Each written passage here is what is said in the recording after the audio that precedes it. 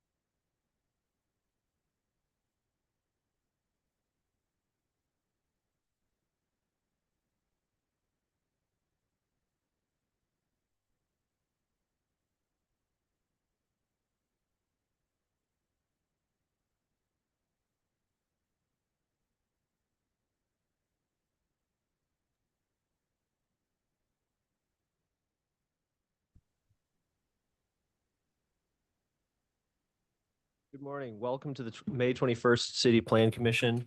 Sarah, please confirm that city staff are ready to begin and explain the rules and procedures for this hybrid meeting. Yes, good morning. I'll describe the testimony procedures for our hybrid meeting today. For everyone joining us online, please know that there are two categories of people participating in the meeting: attendees and panelists. Right now, the only panelists are the commission members and city staff. If you are an applicant or a member of the public who is interested in a case, please use the raise hand function when the case is announced to let staff know that you would like to speak. There is a ribbon at the bottom of your Zoom screen with a hand icon. Click this to raise your hand to request to speak on a case. You will need to accept the promotion to panelist in order to speak. It may appear temporarily as if you have been disconnected, but don't panic. You will reconnect shortly. If you are calling in on a phone line, your screen name appears as your phone number. You can raise your hand to speak when the case is called by pressing star followed by the number 9. When you are promoted to panelist, the chair would like for you to turn on your camera so that the commission can see you when it is your time to speak. Your microphone needs to always be on mute unless you are giving testimony at the appropriate time. When you are called upon, you will be able to share your screen to display exhibits. You will be given 2 minutes to testify, or 5 minutes if you represent an organization such as a neighborhood association, HOA, CID, or business association. The chat box is only for questions about the agenda. Merits of each case should not be discussed in the chat box. For those of you joining us in person, applicants may be seated at the center desk when the case is announced. Members of the public who would like to speak may approach the microphone on the podium when it is appropriate to give testimony. If you are in person, there is no need for you to be on the Zoom meeting as well. Joining the meeting in both manners causes a lot of unnecessary feedback and audio disruptions. Please keep all devices on silent and be quiet when entering and exiting the hearing room. Those are all of our procedures. Thank you. We look forward to hearing your case today. Every project is unique and important. We want to make sure we address every docketed item with the attention it deserves, building consensus between the applicant, public, and city staff. We believe we will reach that consensus by being brief yet heard, following the rules and procedures Sarah just mentioned. Additionally, there are time limits for the cases with 20 minutes for the applicant presentation and 2 minutes for public testimony when representing a single interest, or 5 minutes when representing an established organization, plus time for commission question and answer. For public testimony, those in the chamber will be called upon first, followed by those online. We'll go ahead and begin with the consent docket. Sarah, please open the consent docket. Would you like to do consent before your first discussion item, electing a vice chair? Yeah, it would be my preference that we push that to the next May, or well, can we push it to the next June meeting when there's greater attendance? Yes, you should make a motion to continue that to June. Great. I'm going to move to continue the discussion item of electing a vice chair to the next CPC meeting. Second. It's been moved and seconded to move the discussion item of electing a vice chair to the next CPC meeting. All those in favor, please say aye. Aye. Aye. Aye. Aye. All those opposed? And I guess there will be no abstention since it's all four of us. All right, with that, All right, Chair, thank could we you. open up the consent The docket? consent docket today begins with C1, case CD CPC 2025-53, a request to approve a project plan in District B3-2 on about 1 acre, generally located at the southwest corner of North Indiana Avenue and Northeast Berry Road, allowing for the creation of a drive-through car wash and associated vacuums. Staff recommends approval with conditions. C2 is case CLD Final Plat 2025-6, a request to approve a final plat in District B1-1 on about 1.7 acres generally located at the southeast corner of West 79th Street and Ward Parkway, allowing for the creation of 2 lots for a commercial development. Staff recommends approval with conditions. C3 is case CLD Final Plat 2025-10, a request to approve a final plat in Districts B3-2 and M2-1 on about 22 acres generally located at the southeast corner of Northwest Cookingham Drive and North Congress Avenue, creating 3 lots and 1 tract for the purpose of a commercial and industrial development. Staff recommends approval with conditions. Item C4 is case CLD Final Plat 2025-5, a request to approve a final plat in District MPD on about 19 acres generally located at the northwest corner of Northwest 95th Street and North Platte Purchase Drive, allowing for the creation of 1 lot for the purposes of an educational facility. Staff recommends approval with conditions. C5 is case CLD Final Plat 2025-9, a request to approve a final plat in District B2-2 on about 10 acres generally located at the southwest corner of Northwest Cookingham Drive and Highway 169, creating 3 lots and 1 tract for a residential development. Staff recommends approval with conditions. Item C6 is case CD CPC 2025-43, a request to approve a project plan for a 33-unit apartment building on about 0.3 acres, generally located at 2700 Forest Avenue. Staff recommends approval with conditions. Item C7 is case CD CPC 2023-43, a request to approve an extension of the approval time period for an MPD final plan in District MPD by 1 year on about 18 acres, generally located at 7700 North Brighton Avenue. Staff recommends approval without conditions. Thank you, Sarah. Are there any questions from the commission on any of the consent docket items C1 through C7? I have a question in C2. Go ahead, Okay. Kobe. Yeah, I have 2 questions. First one is on C1 and just making sure with staff, that parcel's been platted off, or I'm just comparing where the site plan is on the staff report. It showed a big area, and then this actual car wash is a smaller area. Just making sure that was parceled off already. Will be a problem.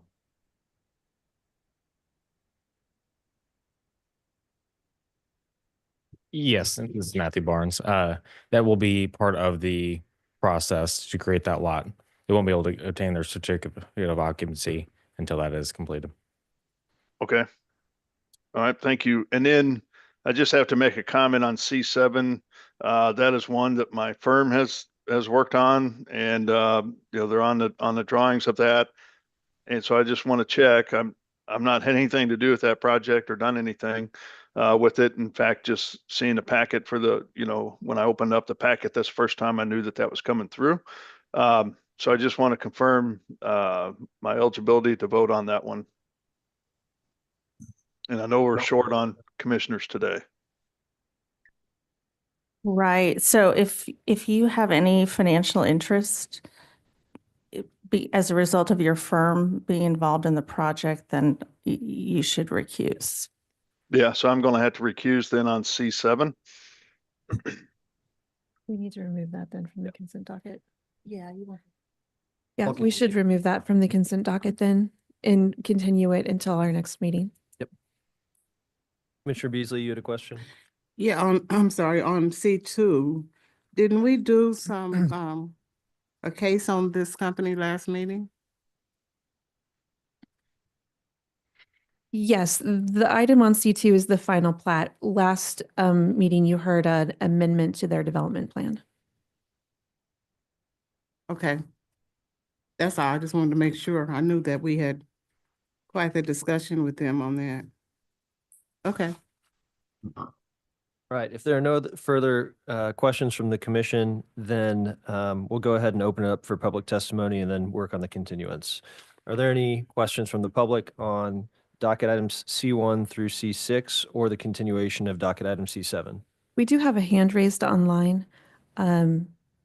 C. Shirley has been promoted to panelist.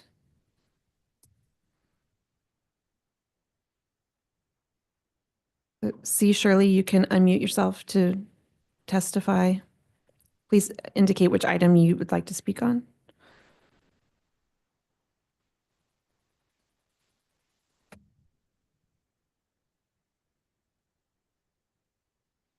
You're still on mute, so if you're speaking, we can't hear you.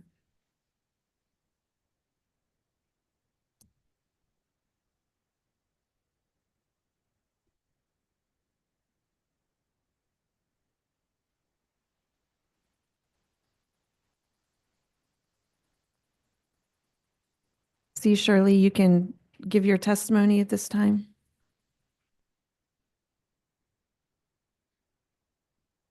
We can't hear you, no.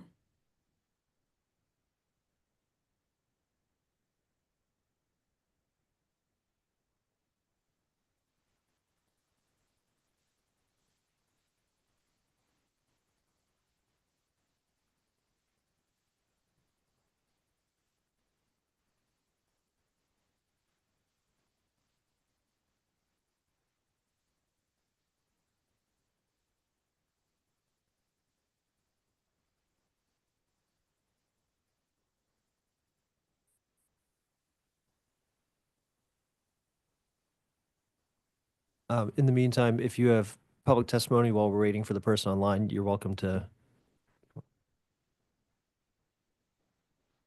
Oh, we haven't Yep. gone anywhere. Okay.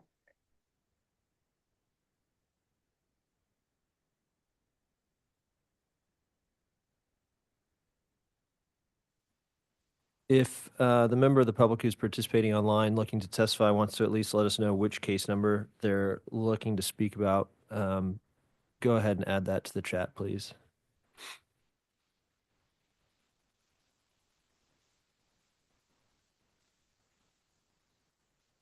We do have another hand raised online. Or Zach, I'm promoting Zach to panelist.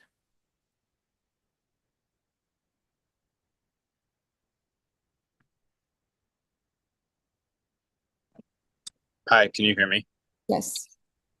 Hi, I just wanted to make sure and confirm I did not see it or hear it as one of the discussion items. I was joining as a community member for Bridal Spur. We were told that there was going to be a proposal for an expansion to the Daniel Academy. That's at- item number 4. We haven't gotten to that item on the docket yet. Got it. Okay, thank you. All right, well, we'll allow that person a little bit more time. In the meantime, I'm going to go ahead and entertain a motion to continue docket item C7 without fee to June 3rd.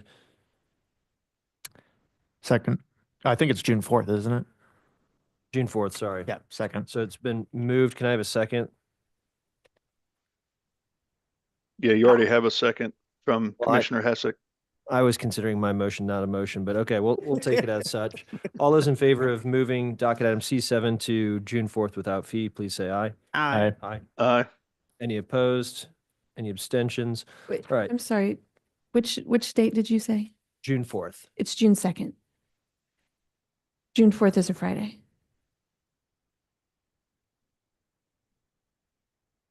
I'm sorry, I'm looking at July. Okay. June 4th. We're rushing our summer now. All right, so docket item C7 has been continued without fee to June 4th. Mhm. Our apologies, Chair Crowd has been urging our wonderful mayor to appoint an 8th commission member so that we run into this less frequently. So it's been top of his mind, and he's been advocating on behalf of applicants to get another commission member added to this committee or commission. Okay, One last call for public testimony on docket items C1 through C6. Of course, we'd like to hear anyone who's interested in speaking on these items, but unfortunately, if there are technical difficulties that prohibit us from doing so, we need to move on with the meeting. See, I Charlotte. called in. Yes, Are we you can able hear to you hear? now. We can Yes. hear you. Okay. Basically the structure, you said forest, but what I was aware of is that it's going to be also at 27th and Troost. So I just wanted That's to a clarify separate that. item. The item on the consent docket is the project at 27th and Forest. 27th and Troost is item number 8 on the docket. Okay, I apologize. I will wait until that one. No worries at all. That was a confusing one. Thanks. Mhm. All right. I'll close all testimony. If there's no further discussion, look for a motion. I'll go ahead and make a motion to approve docket items C1 through C6 with conditions stated. Second. It's been moved and seconded to approve consent docket items C1, C2, C3, C4, C5, and C6 with conditions as stated in the docket. All those in favor, please say aye. Aye. Aye. Any opposed? Any abstentions? All right, docket items C1 through C6 have been approved. We will now move on to the regular docket, beginning with any continuances and dismissals. Please note, everyone, that there are some changes from the published docket, so please listen carefully. The first item to be continued is item number 2. This is a change from your printed docket. Case CD SUP 2025-13, a request to approve a special use permit to allow for the construction of a gasoline and fuel sales establishment in districts B3-2 and R7.5 on about 1 acre, generally located at Dr. Martin Luther King Jr. Boulevard and Bel Air Avenue. We request continuance with fee to June 18th.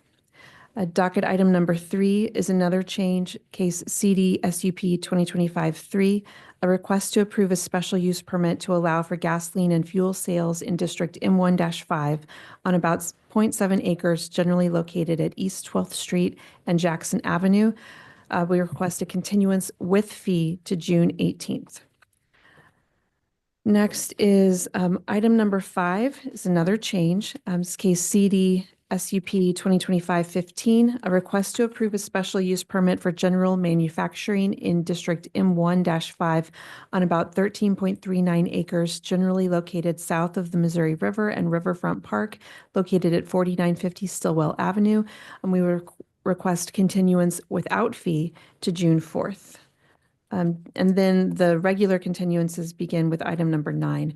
Case CD SUP 2025-5, a request to approve a special use permit in District M1-5 to allow for a hotel on about 0.4 acres, generally located at West 80th Terrace and Brookside Road. Staff recommends continuance without fee to June 18th. Item number 10 is case CD ROW 2025-7, a request to approve a vacation of public right-of-way in R1.5 and R7.5 on about 17,000 square feet, generally located south of the intersection of Northeast Berry Road and North Cleveland Avenue. Staff recommends continuance without fee to June 4th. Item number 11 is case CD ROW 2025-8, a request to approve a vacation of public right-of-way in District R7.5 on about 31,000 square feet, generally located east of the intersection of Northeast Berry Road and North Cleveland Avenue. Staff recommends continuance without fee to June 4th.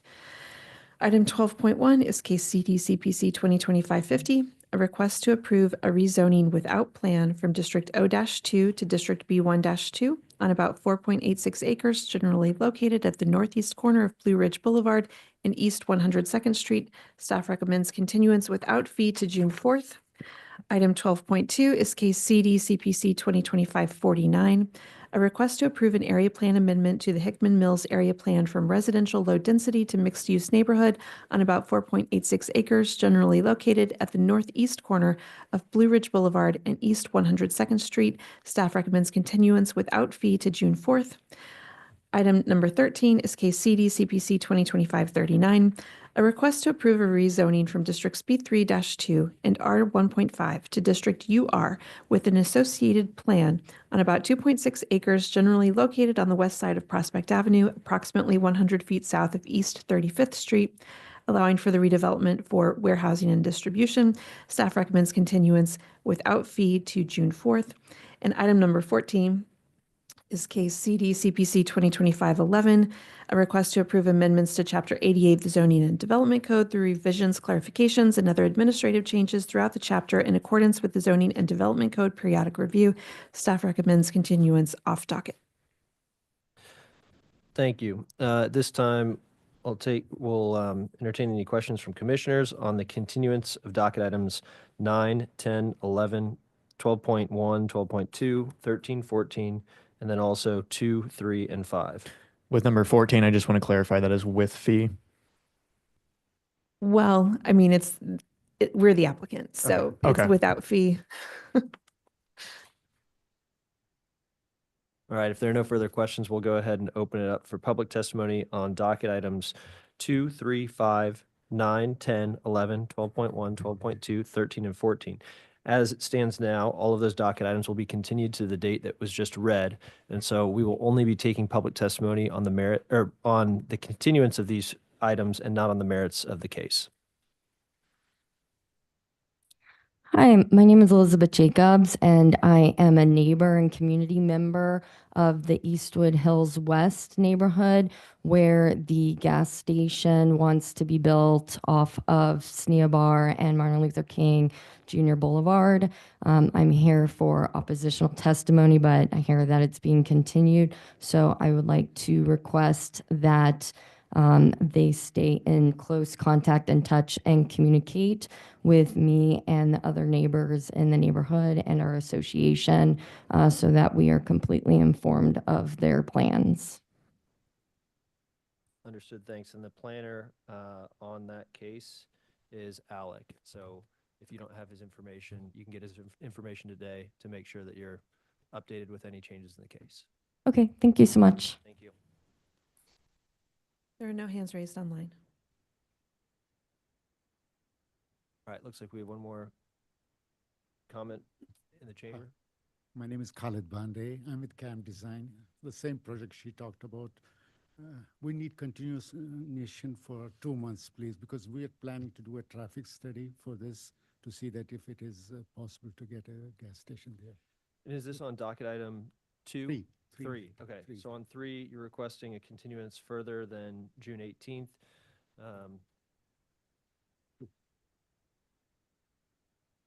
Number two. Number 2. Yeah. I was from the. For some reason, I'm sorry to interrupt, Commissioner Enders, but some reason it's hard to hear those of you that are on the panel. It just Okay. kind of went away after we heard the public testimony piece. I can't hear you guys at all. Gotcha. Let me try. You might need to just speak closer too. Yep, we'll all try to speak up. Well, this one already sounds better. So I think it might have been the mic. Thank you, Chair Crowell. All right. So looking to continue docket item 2 further out than June 18th. So looking at July dates, we're looking at 2nd and the 16th, it looks like. 16th will be okay, sir. okay. So the request is to continue instead of to June 18th to July 16th. And this is for docket item number 2, correct? Yes, sir. Alec, is there any issue with that? I think Alec is in the other room. I but know, we he should looks- give him a mic back there. Here he comes. Cool, thanks. Okay, any other public testimony for the continuance of those items? Seeing none, we'll go ahead and close all testimony and discuss any of those items, or I'll take a motion. I'm going to go ahead to make a motion here to continue docket item number 2 to July 16th with fee. Continue docket item number 3 to June 18th with fee. Docket item number 5, continuance to June 4th without fee. And then the continuance of docket item number 9 to June 18th without fee. And then docket items 10, 11, 12.1, 12.2, 13 to June 4th without fee. And then continuance of docket item number 14 off docket, excuse me. Second. Great, thank you. It's been moved and seconded to continue docket items 2, 3, 5, 9, 10, 11, 12.1, 12.2, 13, and 14. All those in favor, please say aye. Aye. Aye. All those opposed? Any abstentions? All right, those items have been continued. Thank you, everyone. At this point, we will now start with regular docket item number 1. Item number 1 is case CD SUP 2025-4, a request to approve a special use permit to allow for the expansion of gasoline and fuel sales establishment in District B4-5 on about 0.8 acres generally located at East Truman Road and Brooklyn Avenue. Good morning, Vice Chair Enders and fellow commissioners. Andy Clark, City Planning and Development, and I will share my screen.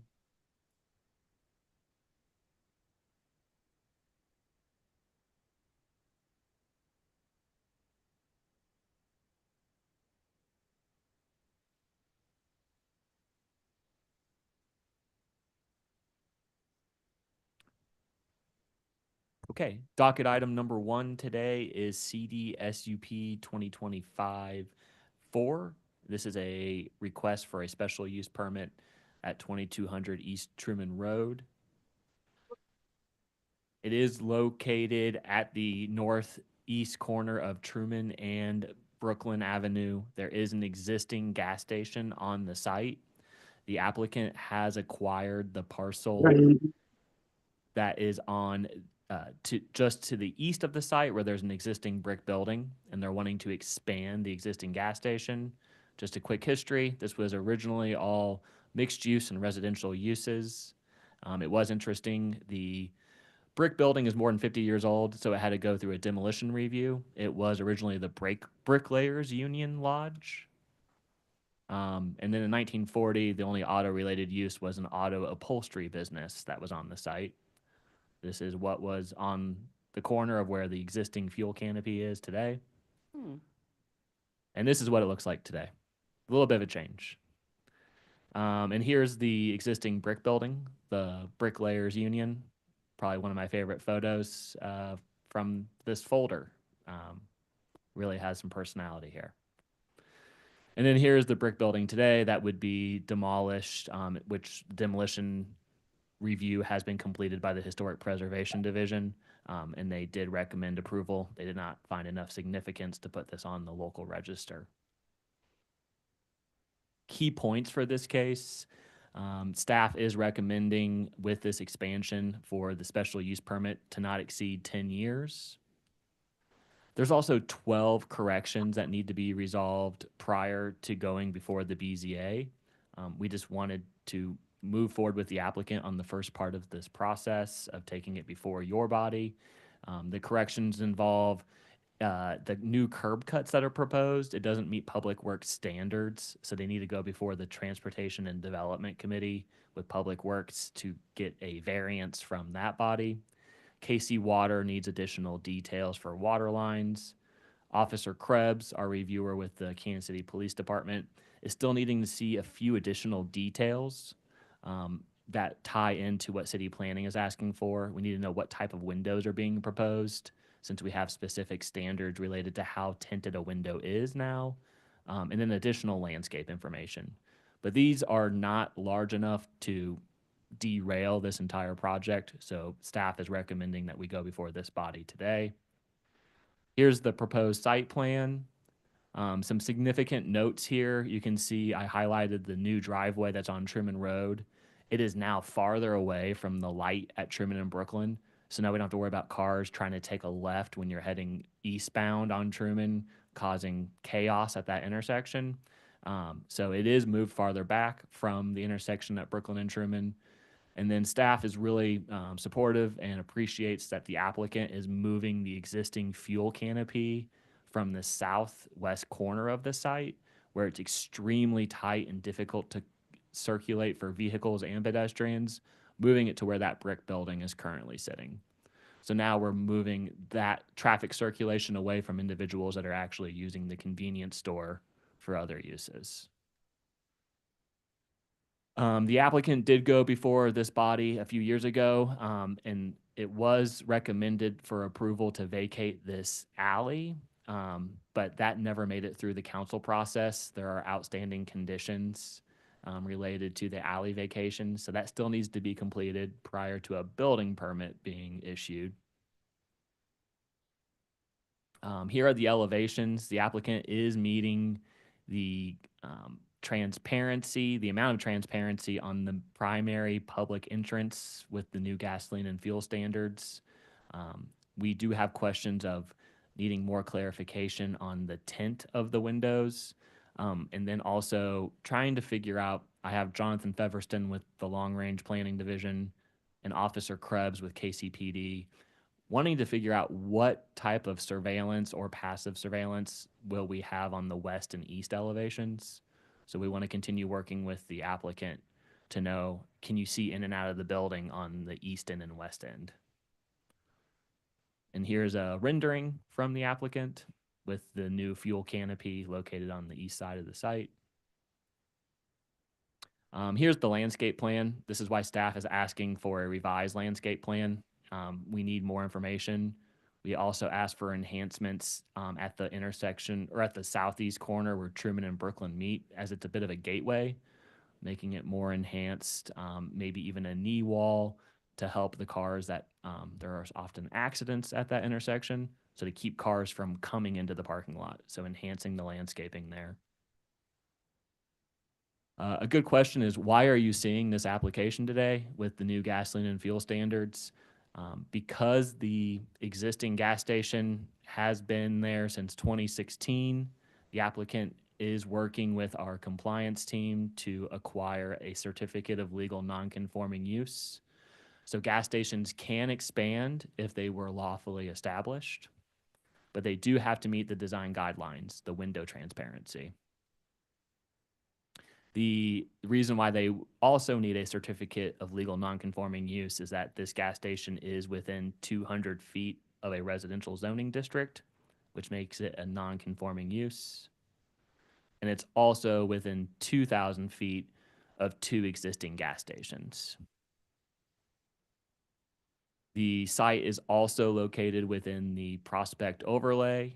It's in the urban industrial node, which does allow for gas stations through the special use permit process. Staff's recommendation, with the site improvements that we see, we do recommend approval with conditions for this special use permit application. And that completes my presentation. Thank you. Any questions from the commission for staff? I do, but I have a feeling they're going to tell me to wait for the applicant. And am I hearing correctly that it looks like it's going to be more of a new building? The old building is coming down as well? I believe so, and I would have to confirm with Mr. Banday that it will be a complete demolition. Okay, we'll wait for you. Hold on. I just wanted to confirm that that's what I was looking at and what it sounded like. So yeah, I'll wait for the applicant. Thank you.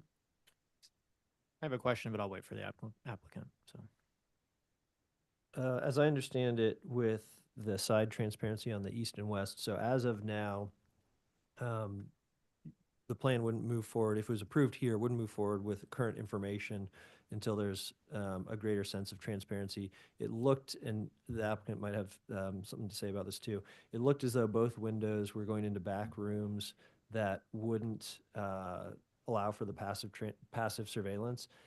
If it remains that way, is there any way for it to be approved as such, or will something materially have to change? Like, and in that situation, would the windows simply be, would there be some sort of treatment that would prevent someone from realizing that there is no passive surveillance happening? Right. So this is what makes special use permits special. The side windows technically are not required by the code. Officer Krebs is just wanting clarification. What is going on here? What is your programming? And if you're going to do cameras, working with KCPD on where they're located. And then if they're not going to do the faux windows, long range planning has asked for, is there any sort of art or different design elements to make it more than just a blank wall? Got it. Thank you. I've got something that just came to mind. Is there anything addressing signage in this application? They still would need to apply for a sign permit, and they would have to comply with the current sign code. But they have not shown us anything besides their proposed monument sign. Okay. Chair Corral, any further questions for city staff? Yeah, I just wanted to clarify the entrance off of Truman, that's okay in its proposed location, or can you get rid of that altogether? Because you have the access on both sides of the project. And I'll defer to Terry. Is Terry Thomas online? Chairman Crowell, I'm going to have Terry Thomas comment on Okay. how we handle existing curb cuts and changing where they're located. Okay. Just for the record, this was what my question was regarding as well. Okay. Good morning. This is Terry Thomas with the Public Works Department. Yes, the proposed locations for those driveway locations have been evaluated and meet the standard spacing requirements from the adjacent intersections. Okay, thank you. All right, if there are no further questions for staff, we will welcome the applicant. Yeah, again, my name is Khalid Bande and I'm with CAM Design. The conditions, they said, yeah, we're going to work with the city for those to get that, to satisfy them. And there is going to be a big development going on the south side of the Truman Road, new apartment building complex. That's the reason the owner wants to extend and provide more better facilities, which will include fresh produce and other things in the C-store. It's going to be around more than 6,000 square foot C-store. So it will be having all those things which are needed by the neighbors around that area.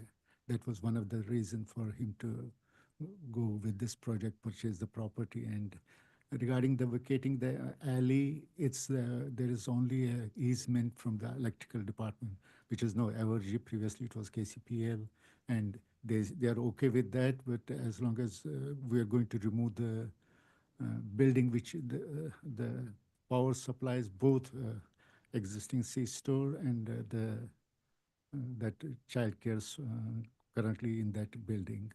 So after we remove the building, the easement will also go, and they were okay with that. And regarding the building, no, the building will stay. We'll just remove the roof. Roof will be the new roof for whole structure, raised, because it has two type of, it was an old building and we did that addition. We did that time also, 2016, we were the people who designed that time. We added the structure which has it has two different level of roofs. If you go inside the stores, you can feel that. But now we are going to propose a single new roof, which will be 14 feet high and quite open inside and other things. Great, thank you. Any questions from the commission for the applicant? Yeah, with the regards to this driveway that's on the Truman, was there a reason that it wasn't located on Park Ave or Avenue, this street just across from Brooklyn? It's required, sir. I mean, the gas station has to have a primary access from the main road because. Why does it have to have it primary? Why does it have to have it from Truman specifically? Because doesn't it just need to have at least two access points? Yeah, because it would be difficult for a truck to go from Park Avenue and then make a turn has to leave from the other side, on the other side. This time it just comes from the Park, from the Brooklyn, and the gas tanks are there itself only, and then dumps it and comes out of Truman. So okay. The layout is such that it would be difficult for the trucks to move around. Okay. I'm just a little concerned from a safety perspective, because what ends up happening with a lot of these driveways onto 5-lane roads is people cut across 5 lanes of traffic to turn left across from them. So that's why I'm a little bit concerned with it, but I understand why it's located where it is.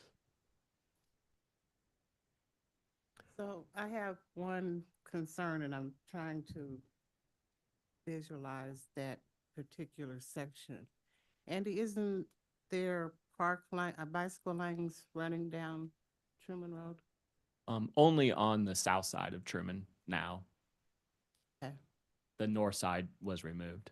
Okay, that's why I was having issues with, okay, so that's not gonna affect him because he's on the north side. So, Mr. Banty, from what I'm hearing, the current store can still be in operation and you're going to make an addition to extend it? And then once that addition is done, you're gonna remove the roof to connect it all? Is that what I'm hearing? Exactly the way you said, ma'am. Exactly. Okay, So what we'll do, the current situation remains till the extension is constructed, and then the store moves to the extension, new addition, and then they will finish the existing structure, complete the existing structure. so I think that's gonna be a great improvement. I do visit your store, so I remember the changes from the original to what we have now. Mhm. You offer quite a bit and it is quite tight in there. So I'm happy to hear that you're expanding to offer more produce and services to the community. So thank you for that. There are no further questions from the commission to the applicant. We will open it up for public testimony. There are no hands raised online. All right, if there's no public testimony, we'll go ahead and close public testimony. Applicant, is there anything else you'd like to add? Thank you. No. All right, then we'll close all, My standard question, I'm sorry. yep, go ahead. What's your time frame you think from starting the project to completing it? Okay, the application was already under review. I mean, the building permit application was already under the review, and then came that stop because of the new laws for the gas stations. So, and then came this application. Otherwise, it was under process, ma'am. It's going to be maybe early next year, middle of next year. It will be finished by middle of next year. So we're looking at maybe 18 months. Yeah. Okay, thank you. We'll go ahead and close all testimony.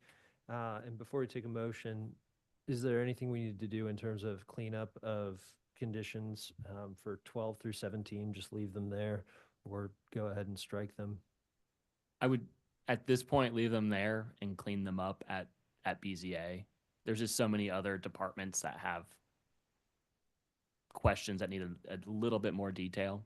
So just to be clear, so are these placeholders for the fire department then that allow them to put in a standard general condition? I noticed when I was looking at the report today that they were entered into the wrong field, but they're the standard fire comments that we receive on all of our reports. And you've had a chance to, We did address to them, and we had a meeting with the, I think we had a meeting with the police officer also. I mean, it was online only, but yeah, we had, and we did explain them that and what we're planning to do. and you're comfortable with all the conditions from the fire department as well? Yes, please. Okay, great. Then I'll look for a motion. I'm going to go ahead and move to approve docket item number 1 with conditions stated. Second. Been moved and seconded to approve docket item number 1 with conditions. All those in favor, please say aye. Aye. Aye. Any opposed? And any abstentions? Docket item number 1 has been approved. Good luck with the project. We are now ready for docket item number 4.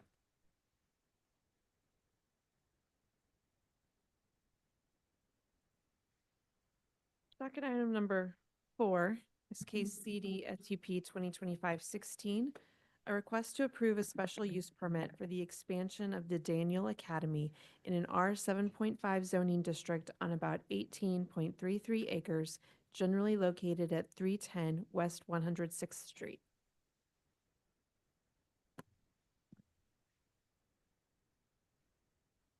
And I would, before we get started on this, I'm hearing that it's hard to hear online. So if both our commissioners and our applicants could all speak closer into the microphones, that would be appreciated.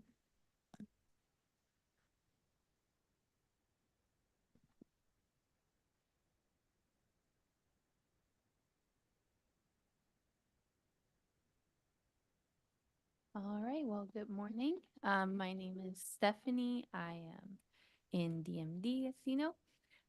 So I will be presenting, make sure it's visible. Oh, I need to share my screen, I'm sorry.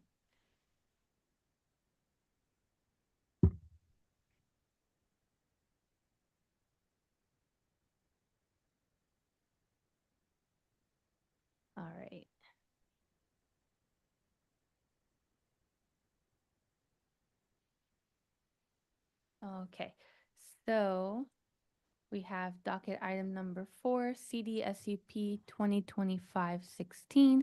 This is a special use permit for the Daniel Academy located on 310 West 106th Street.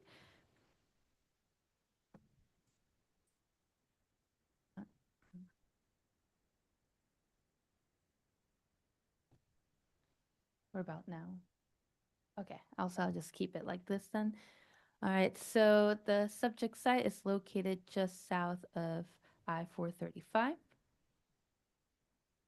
Highlighted in yellow is the site. So currently there is an existing building and there is another proposed building that will be a gym with some extra classrooms and a recreational field used for sports. So this is the proposed building with additional parking. This will be accessory to the existing school. And over here on the east side of the lot is that recreational field for activities that will be used for the gym. And this is just a close-up of the new additions. And this is the elevations of the proposed buildings. So it'll be metal with some masonry. I think I said that right. So the approval criteria, so the proposed project is in the interest of the public convenience. It will not have a significant adverse impact on the general welfare of the neighborhood or community. So there is quite a lot of proposed landscaping and there is a lot of existing tree canopy that will help buffer the building on the north and south of the lot from the existing homes. The proposed field will have a fence around it and also more landscaping around on the north and east side to help buffer from those existing houses. And also this, the site here will be used during school hours and no lighting will be added on the field, so it will not affect those homes here on the outside. So it is compatible with the surrounding area. So the proposed plan will serve as a gym. It will have some additional classrooms, just make some extra room for the school. It will be located behind the school, and it will just serve the school's growing needs. The proposed design does not currently match the existing building, but there are plans to maybe renovate at least the facade of the existing building in the future, so it will eventually match what is existing. And then it will not, it will be compatible to the area in terms of hours of operation, outdoor lighting, and noise. So this will not generate more traffic. And as far as lighting, like I said, the field will not have lighting. The proposed building will have lighting, but it is over 100 feet away from all the existing homes, so that light will not spill over into the neighborhood. And then it will not have a significant impact on pedestrian safety or comfort. So there are new walkways being added. So from the existing building, there is a sidewalk proposed to connect to the new building. And then south of it, there is a crosswalk from 106th Street. And there will be a new sidewalk put in all along 106. So here's 106th Street. So this whole strip will have a new sidewalk. And back to the landscaping. So with the field, here is that extra landscaping that will buffer the field from the homes. And then lastly, so the proposed project does not comply with all the standards of the zoning development code. So this is an accessory structure, but it does not meet the accessory building standards. So a variance will be requested for the height and the footprint of the building. So staff recommends for CD SUP 2025-16 approval subject to conditions. And that concludes my presentation. Thank you. Are there any questions from the commission for city staff? Can you go back to that one slide you had that showed the existing field, it looked like? This, I think. yeah. So is that existing field going to be continued, or are they not using it? Or is that is that a different entity altogether? So I will let the applicant expand on that, but to my knowledge, it's not really being used. It's just open, but it's not like a official field. Okay, I'll wait for their presentation. Okay. Thank you. There are no other questions for city staff. We'll welcome the applicant. So my name is Dalton Signer. I'm a civil engineer with Kimley Horn. I've been hired to help Jonathan Lee and the Daniel Academy through the special use permitting process. My name is Jonathan Lee. I am the CFO and the chaplain of the Daniel Academy. My name is Kevin Corlew. I'm an attorney and I represent the interests of the Daniel Academy. Okay, to answer your question, the east area is currently undeveloped. There is an opening in that treed area that they sometimes use for gym time activities. That area will be part of the future recreational field. The existing one that appears to be on that slide? The existing field is graded and has a lot of potholes. So we're gonna make it flat. It's mostly a soccer field already, but we're just gonna make it flatter and nicer to use. So to clarify, that area will be part of the more improved recreational field on the east side of the project. That will be part of the project limits. That answers your question. So could you tell me what the grades are that are with the academy? Sure. We just finished our 18th year. It was founded in 2007 as a K through 12, evangelical Christian, non-denominational. We have since added some pre-K and some daycare. We have about 300 students total. That seems to be a steady state that we've hit kind of the last couple of years, and looks like the same going into next year. We've never had a gym facility, and so for all the years that we've had athletics and sports, we've had to rent from other neighboring schools, which cost-wise isn't the problem. It's the time frame. We only get the gym after the schools use it themselves, and so our students practice soccer, basketball, volley from 6 to 8 p.m. It's very hard on our families and our community, and so we're very excited to have our own gym space. The classrooms, the old building's old. We love it, but it's very old. And so we're excited to move our elementary into the new building and have our junior high and high school kind of spread out in the existing building. And we use the building, so the name is called the Daniel Academy. We really love the biblical figure and character Daniel. And so our goal is to raise up our students along those lines. So there's a tremendous amount of religious teaching that does go on, along with all the traditional math, science, English, and all that. We'll use the gym space and the classroom space for chapel, for teaching our Bible classes, for Christian worldview, Christian philosophy. We hold a lot of prayer gatherings for our school.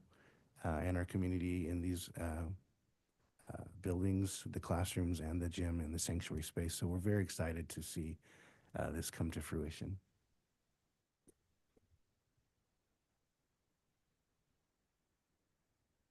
Any other, any other questions for the applicant?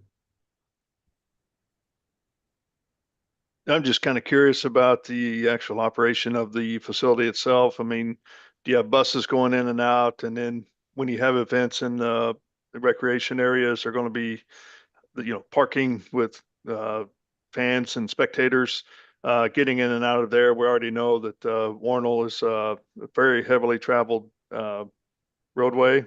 So I'm curious from the city standpoint, the staff, if there's if there's a traffic study or not that was required for this, and just seeing what the traffic impact is going to be on Warnell. A traffic study was not required for this, mostly because there's no new curb cuts on Warnell or 106. And then because this building is more for gym classes, it doesn't seem to be necessarily, well, it might be for like after school sports, but it seems to be mostly operational during school hours, so didn't need a traffic study. Yeah, I just kind of see it competing with DeScion from time to time. That's just immediately south of there. Kids in and out of school at the same time and using the facility. So that's my concern on this, is just the traffic. Could you all speak to whether there will be any event type programming at this location?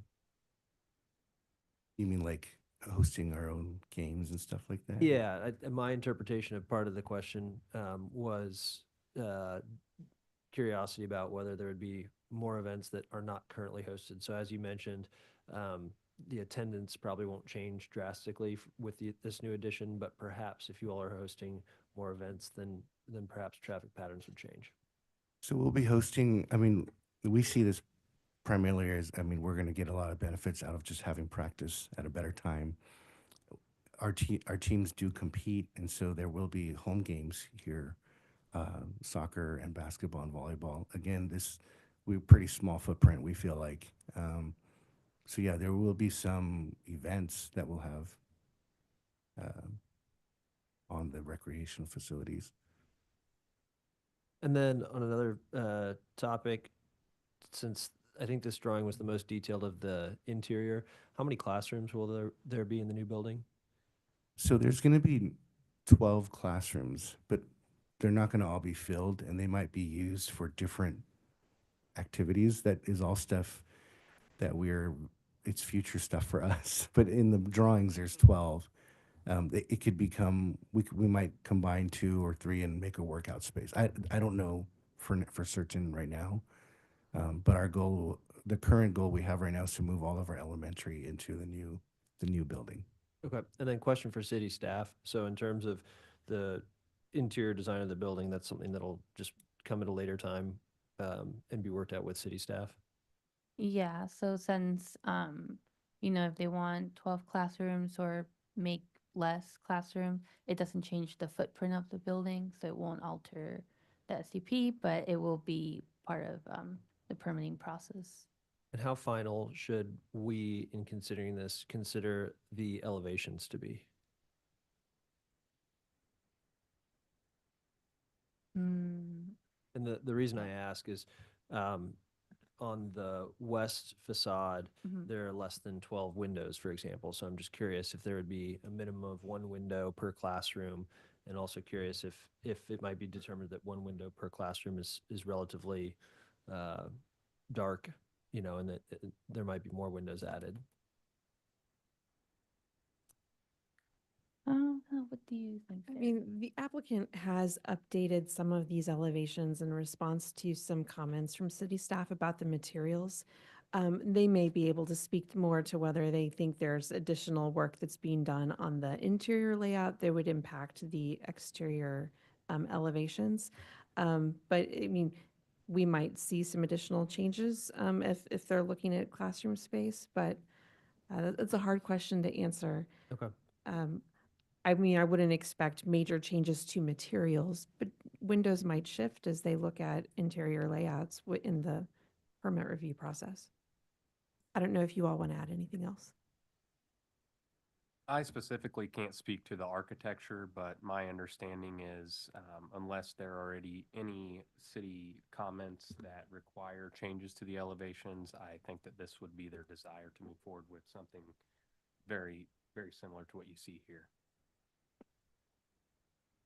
All right. Any other questions for the applicant before we open it up for public testimony? I'm not quite sure that we really addressed Kobe's question when it comes to competition between other schools for the different sports. So you're currently in different leagues now, but you don't have the opportunity to house or have a home field because of your location facilities? That's correct. So we have all of our practices and games, even our home games, at other fields. I think that's what he was getting at. Now that you're doing this facility, you will have the opportunity for home games. Correct. Do you anticipate an increase in the traffic that would be coming into your facility? I don't. And Kobe, if I'm not hitting you Yeah. right, let me know. Yeah, if So- I can just add to that, I mean, we're adding 176 parking spaces to this project. And to me, it just seems like that's a lot of cars that are coming in and out using this facility.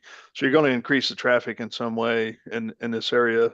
And I'm just more curious about the mitigation of that. I guess if the city staff is saying we didn't need a traffic study for this, then obviously I trust them on that. But it just appears that there's going to be a lot more traffic and competition of traffic between this school as well as the one to the south. Yeah, understood. To clarify, so not all 176 parking stalls will be new. That's the total because we don't expect the peak parking demands to be at the same time. So there is a significant pool of parking for the existing building that will remain. We've added additional parking adjacent to the proposed building and the big driver of that is the gymnasium space. So I think I'm calculating 47, 66 new stalls or thereabout.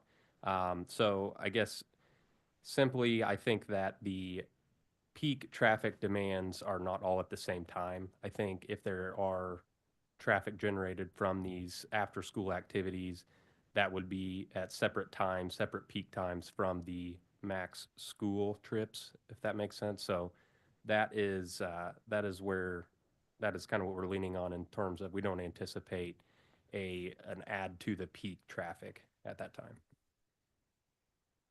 And currently we are staggered to Scion, which is the school immediately south of us. So we don't all come and all go at the same time. I'm not a traffic specialist, but traffic is something we look at because we don't want our families waiting on the street trying to get into our property. And I think the concern we used to have was that traffic would build up on Warnell, which is a pretty fast and busy street. But we have all of our families pull in so that we can get off Warnell. And I think the new or the proposed parking spaces and area just north of the gym will actually help us do that even better, just to pull all of our traffic off of Warnell for pickup and drop off times. And then if you attend one of our soccer games or our volleyball or basketball, again, it's a very small school. We don't generate a lot of traffic.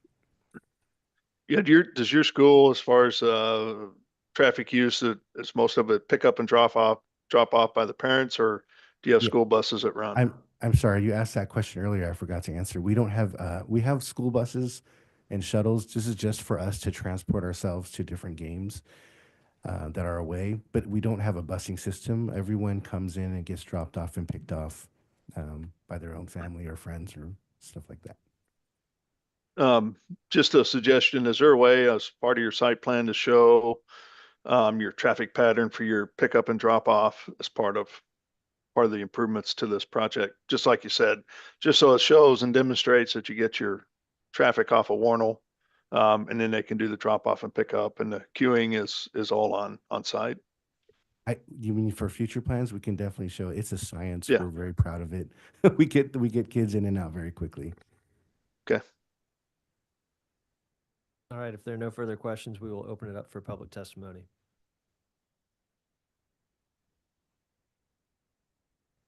Hello, can you hear me? Yes. Hi, my name's Laura Belt, and I am a resident of Bridal Spur, and am currently on the board. And we all met last week and kind of aired grievances or just concerns, I guess, about what was going on. And so I have a letter that the board has developed, and I can leave that with you, and then I'm going to just read it and share with you our concerns as well. So.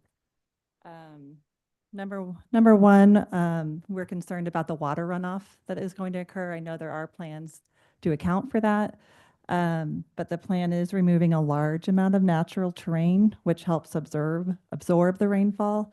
The existing storm sewer on the eastern boundary has proven to be undersized when we get torrential rainfall like we had just recently. And the houses north of 10508 Walnut have experienced water flowing between the houses. To our knowledge, the Russell and Eastwood properties have had water in their basements. Our recommendation is that we should address the undersized storm sewer and drain pipe under Walnut Drive. So I know there are plans for a water runoff. I think there's concern of how it's going to affect the current issues that are happening right now. Number two is traffic on 106th Street. I drive down that street pretty much every day and can attest to the current traffic that is going on now, and have spoken with current residents, and it is, there's a lot of traffic. We already have traffic issues from Notre Dame to Scion.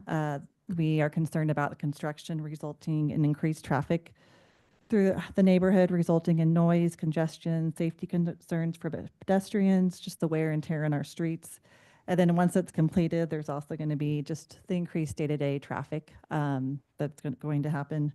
You mentioned a traffic study being done. I feel like that would be really beneficial to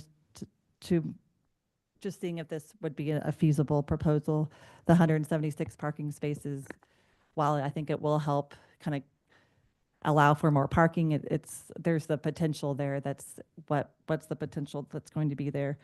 Our recommendation is to restrict construction traffic to access the property from Warnell, and that create a plan to address the increased traffic in this area. The intersection at 106 and Warnell is really narrow. Our recommendation is to include widening the approach to Warnell and or adding a turn lane. That was done at 104th Terrace for the Edison Apartments. It's just really hard even just for one car to go down when there's events going on over at Notre Dame to Scion. Currently, our fourth concern, I'm sorry, we have six, so I'm halfway through.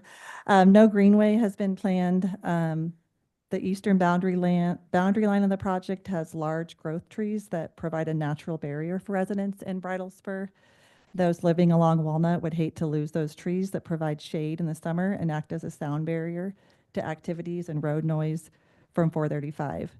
So the proposed buffer that is on the plans really drastically decreases the buffer that is currently there. So while there may be somewhat of a buffer, it's going to be drastically reduced. So our recommendation is to move the project boundary to the west, thus saving some of the trees. And then fifth, just loss of natural habitat for wildlife. We're losing a lot of habitat in South KC due to other development. The apartments at 104th Terrace and Warnell displaced a large amount of wildlife. This project could further displace wildlife. So our recommendation is to do an environmental impact study to save the wildlife habitat. And then lastly, light contamination. This project will create light contamination from street and security lights that we have learned are needed to just for the security of the building. The loss of trees will only add to this issue for properties adjoining the project. They already have been affected by the current light that's happening to address security issues. So just we really want to make sure any lights should be downward and set to lowest intensity.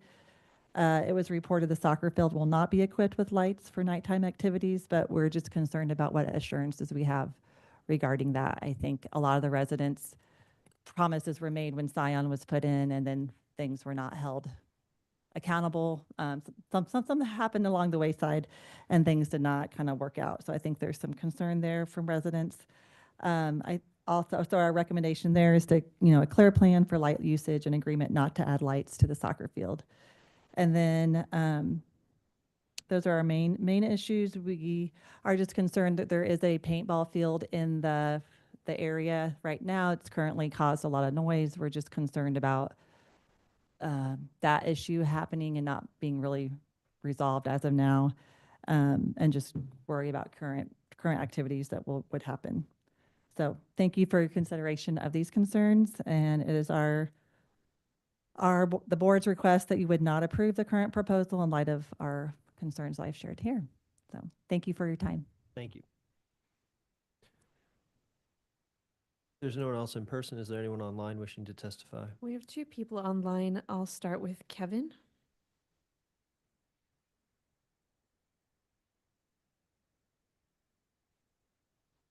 Kevin, you can unmute and give your testimony. Sorry, I missed the unmute. Can you hear me? Yes. Okay, I'm Kevin. I lived in the area for over 55 years. I have a quick one pager I'd like to run through and some photographs of specifics that were talked about regarding the property. May I share my screen? Yes. Okay. 1 second. Figure out where I'm at.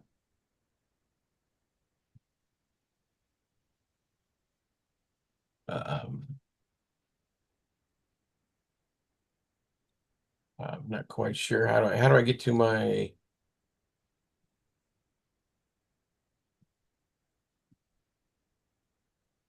So your time is running and we can't help you troubleshoot.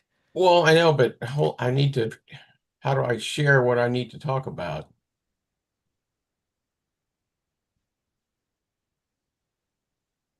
We do see your screen. Okay, do you see my screen now? Yes. Okay, and what is on it? A Word document? Hmm, It says CD SUP 2025-16 at the top. Now, yeah, that's not the one I'm trying to share. How do I unshare that one? I don't know, sir.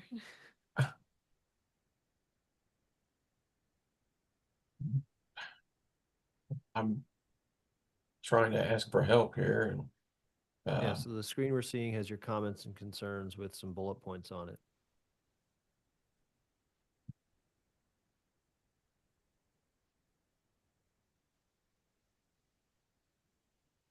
okay, so you're saying comments. Okay. Well, we're watching your desktop, so it looks like you're navigating between your browser and then also the document. Are we good now? Do you see my points? Yes. Okay, so here are my concerns regarding this proposed project. The lady before me mentioned the outdoor paintball. This paintball operation is currently in non-compliant status with the city codes. It's not supposed to be allowed in a residential zoning area. So the city, I'll show you below, is currently has this in violation. Also, they are proposing an additional sign on their new development. They already have 3 signs on the property already, which already is in violation of the city code for monument signs. So I'd like to see that addressed or cleaned up. The second point is currently there's a long-term needs that are already issues with this property regarding groundskeeping, maintenance. Yes, they regularly mow the end that is out by Warnell and around their property, but when it comes to the open field area, they consider regular mowing to be about every 3 weeks. So they mow it high, it grows back up, and then in between time, there's critters that come in and are found in the area. Weeds are excessive. Their trees and brush are unkept. So I was wanting to find out if there's any way to, put a condition in here that they have like a full-time groundskeeper and or maintenance with a landscaping contract that is always available and maintained. The other thing that came out during the public meeting, and these items are not addressed in the current plans, is they talked about having low bleachers on the fields. Don't know where those are going to be located. The field irrigation for the new sod, and potential runoff with that was not in the plans or addressed.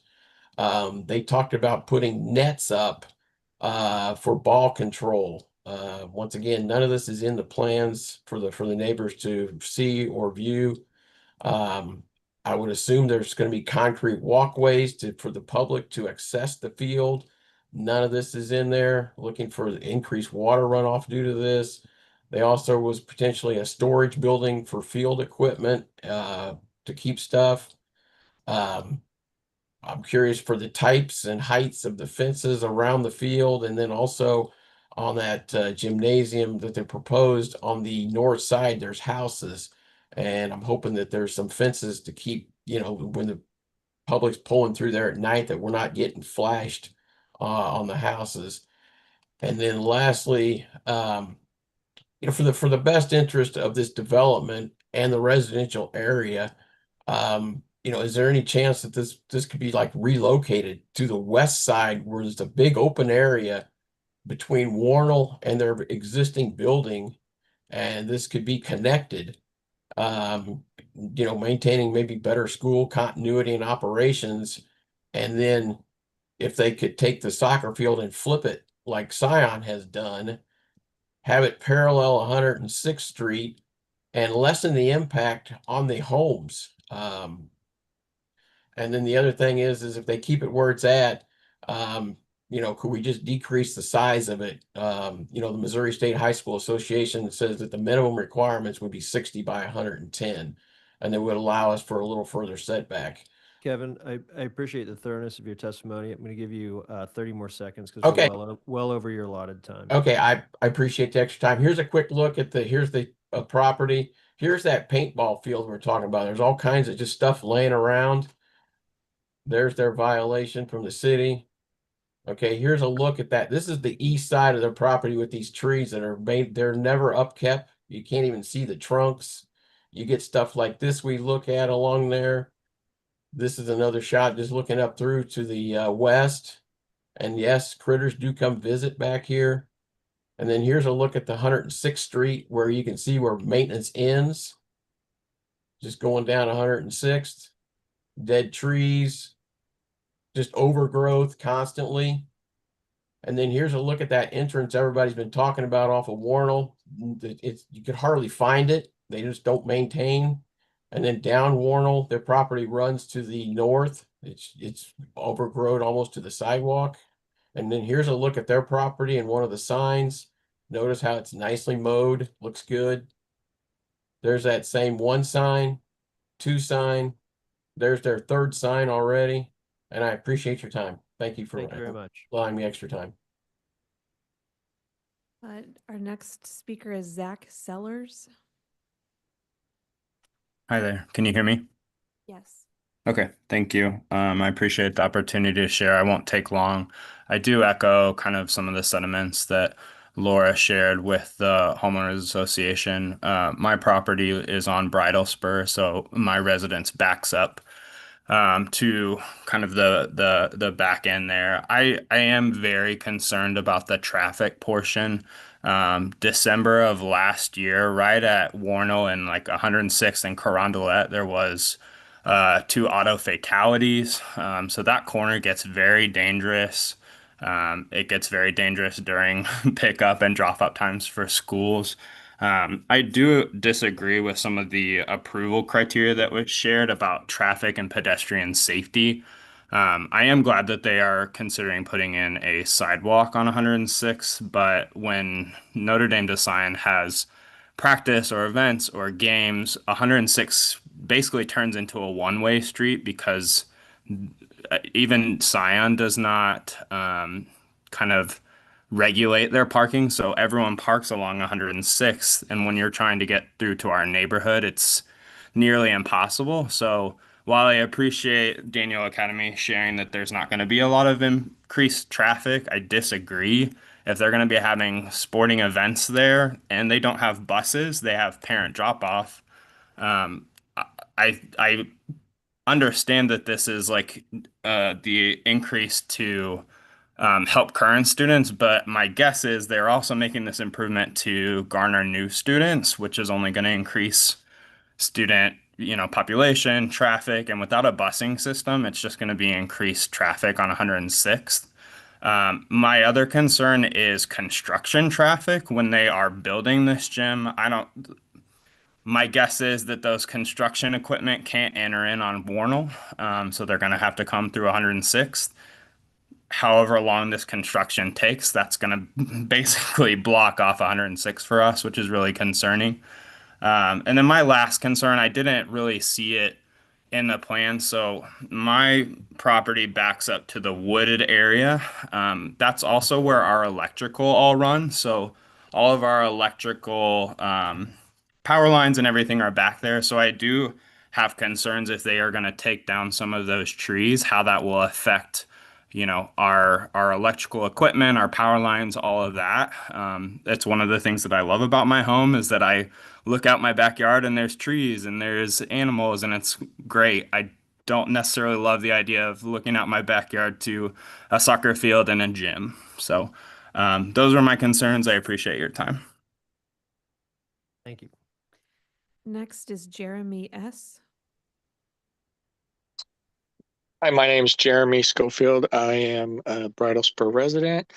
Uh, I'll quickly head through a couple of my concerns. I think Chairman Kobe did an excellent job of pointing out the traffic issues.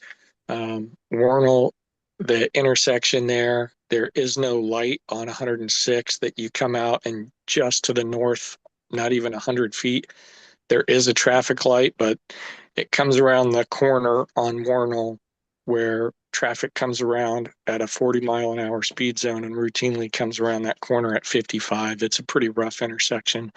So having a traffic study done to see if they could move that light where it would control the northbound Warnell traffic to stop at 106th and or add a turn lane there to widen 106th where it comes out would be very beneficial both to Scion, to Daniel Academy, and to the neighborhood. We've actually had 2 fatalities at that intersection in the last year. So it's pretty significant. The other thing I saw that the landscaping for the recreation field, it looks like they added some trees and that's beneficial. I don't think that that's really going to be enough to add a lot of light shielding and shading as it was described because per the plan drawing, there's only 20 feet between the field and the storm drain easement there. I'm not sure that the description of the field will only be used during school hours is either accurate or fair description of future use because the field at Scion is used very frequently on weekends. Soccer games occur all the time, and if it's a multi-use field, there could also be games after school hours. So I don't think that's a realistic description.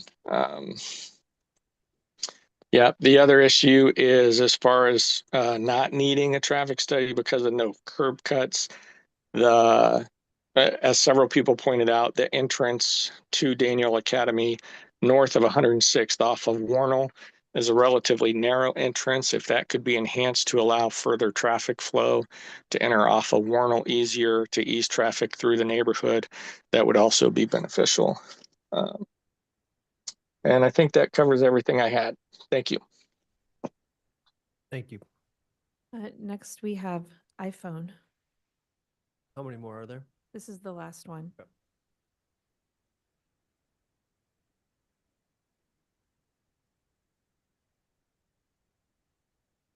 Hello. could we please have your name with your testimony? Yes, I'm Linda Lepper, and I live directly behind Scion High School. I'm a 29-year resident of Bridal Spur, and I can see nothing good or anything that would benefit my welfare by the addition of a soccer field and the addition, especially of the traffic. It's amazing that nothing serious has happened yet. And as we know and has been stated, Scion rents their soccer field out, so it's constantly in use. I would expect anybody with a soccer field to be able to do that. I would just like Daniel Academy to explore other options. Not only would I like a traffic study going both directions, east and west on 106th and Warnell, and to study whether there could be another entrance and exit for Daniel Academy. We have other schools in the area. Scion rents their field out. That could be rented. Within 4 blocks, we have Red Bridge Elementary School, which also has a big space for practice. And then we have Center Middle School, there's various options to be had besides building on and contributing more problems to an already difficult situation. And I would say if anybody wants to, they could come and just hang out with me and you could see how much noise is generated. Thank you for your testimony. Can we have your address for the record? Yes, it's 10600 Bridal Spur Drive. Thank you very And much. like I said, we moved there before the Scion fiasco. And I agree with my neighbors who are concerned with the wildlife and the water. We've had problems with the water and we love the wildlife. Thank you very much. All right, is there any other? There are no other hands raised online.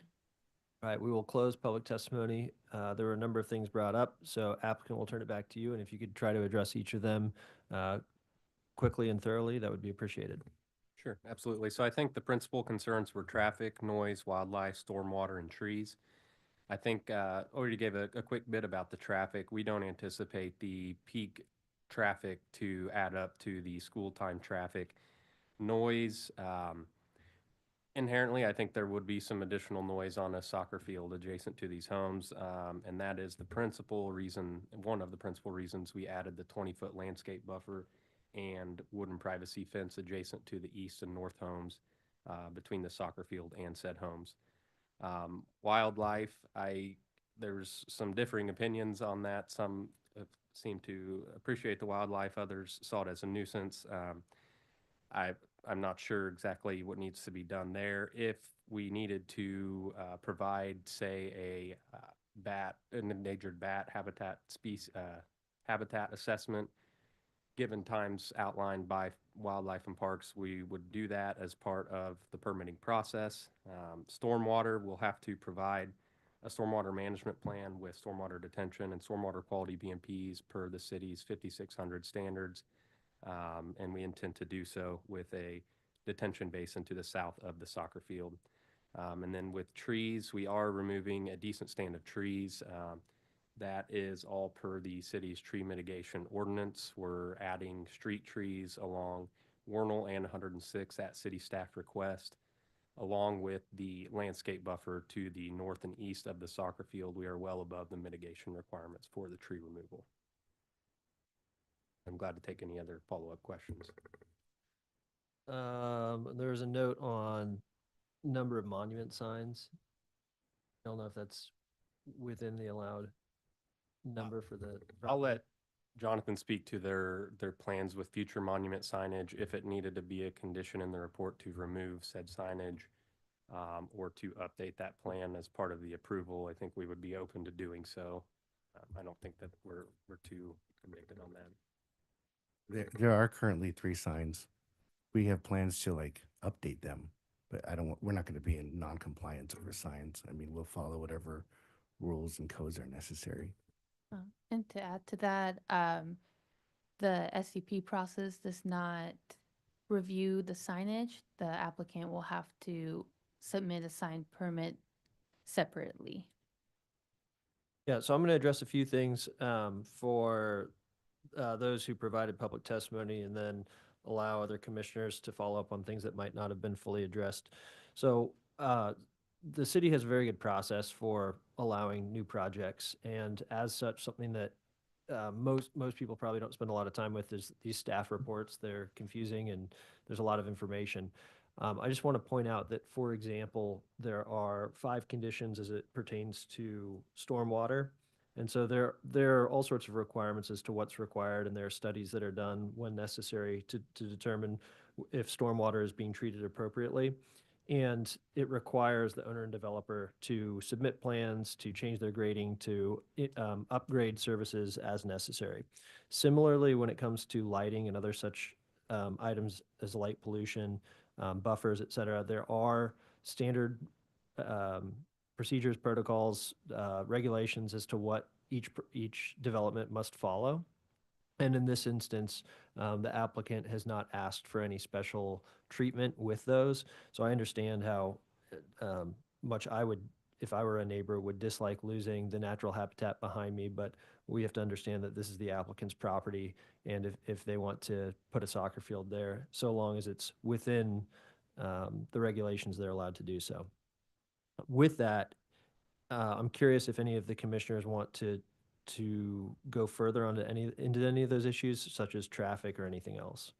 I was just curious because it was brought up during the testimony, the possibility of moving the soccer field to the west or further west on the site. And I was just curious if that was a possibility or why it's located all the way to the east. So I can. Yeah, that's mostly site constraint driven. There's nearly 50 feet of grade change from the existing east curb line, east of the school, to the east property line. So you'll notice there's a modular block retaining wall to be able to flatten out the building pad and the soccer field. So the further that moves west, the more site constrained we are to fit that in and limit the amount and extent of retaining wall and such. So it's mostly site constraint driven. Would it be a possibility at all to move it just enough to maintain a little bit of extra of existing tree coverage that's there, though? Because I wouldn't expect that you would move it all the way, to where you have a 50-foot retaining wall, which is a little excessive. But just curious if it would be at all a possibility to retain a little bit of the existing tree coverage rather than having to plant new trees along that east side. Yeah, I think that could be an option. I think I would counter that most of the soccer field area isn't the east side of the proposed soccer field area is that cleared area, and there's not a lot of trees on our property. So while we could do that, I don't know that it would come at a huge benefit to the neighbors.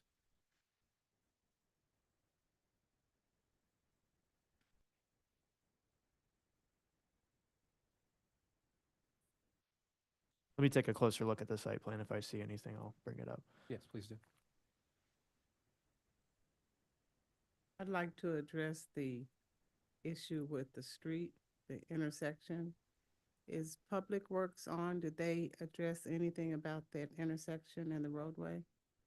Nick Bossinetto is online. Do we have any pictures? I only saw that one picture from one of the neighbors. Do we have any pictures to show us the intersection we're talking about? I can pull it up on Parcel Viewer. I'd like to see it because from that one picture, that does look like it's already narrow and heavily treed, so. Mr. Bossinetto, would you like to speak to traffic? Yes, good morning. Nicholas Bossinetto, City Engineer with Public Works. As we do with all these plans, we review them for traffic. Our standard, which is in the city code, is that if the development does not add more than 100 peak hour trips, peak hour meaning, like 4 to 6 or whatever the peak hours for that roadway, then a traffic study is not necessary. We looked at this development, as you can see from the site plan. Less than a third of that building is actually classrooms. The rest is storage, a gym, activity field. Those don't generate enough traffic at the peak hour to necessitate a traffic study. Warnell Road there has, it's 2 lanes in each direction, plus it has the center turn lane, the 2-way left turn lane, which helps. We also have the signal at I can never say it right, Carolindale Road down there. So it's too close to put, somebody suggested, we could put a traffic signal and have them, but they're kind of a little too close. So again, going by the code, no traffic studies necessary.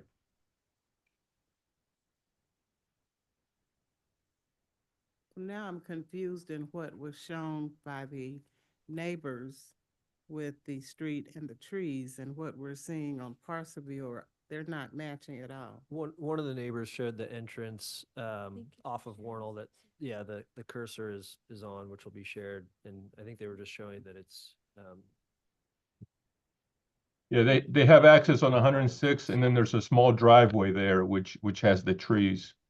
My recommendation for that one I don't know how they use that driveway, but you could clear the trees, make it a little bit more visible. We actually met someone at our neighborhood meeting who specializes in ground clearing, and I had him come give us a quote last week, and so we have every intention of really thinning out that area. Yep, that would certainly be helpful for people pulling on to Warnell. So is that what the consensus is, that this is what the neighbor was showing us, was this entry into the actual property? One neighbor was, and then there was concern about the intersection of 106th. Yeah. There's a suggestion of an extra lane for turning, but I think as Nick just explained, this is meeting city code currently. So understand that there have been 2 tragic fatalities recently.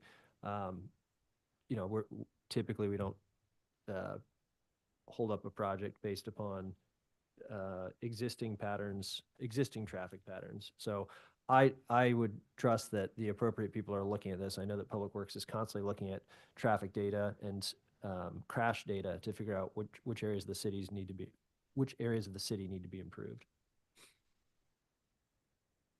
And Nick, if any of that's wrong, please correct us or correct me and inform people otherwise. Okay. If there are no further questions for the applicant, we'll go ahead and get ready to close all testimony. Before we do, applicant, is there anything else you'd like to add? There is one request to strike the very first condition to add an additional sidewalk from Warnell to the west.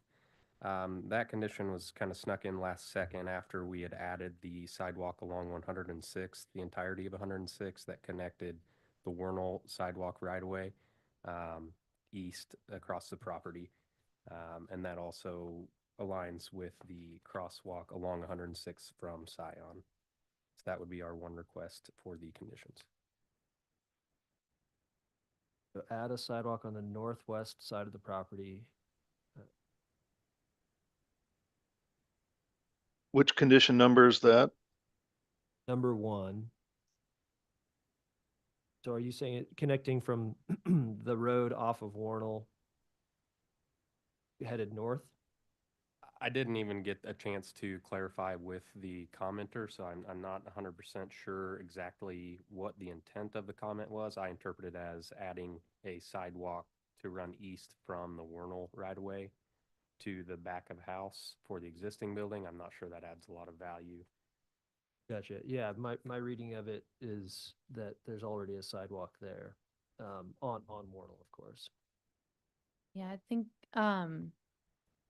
from Warnell to the school might, unless if on this online to clarify.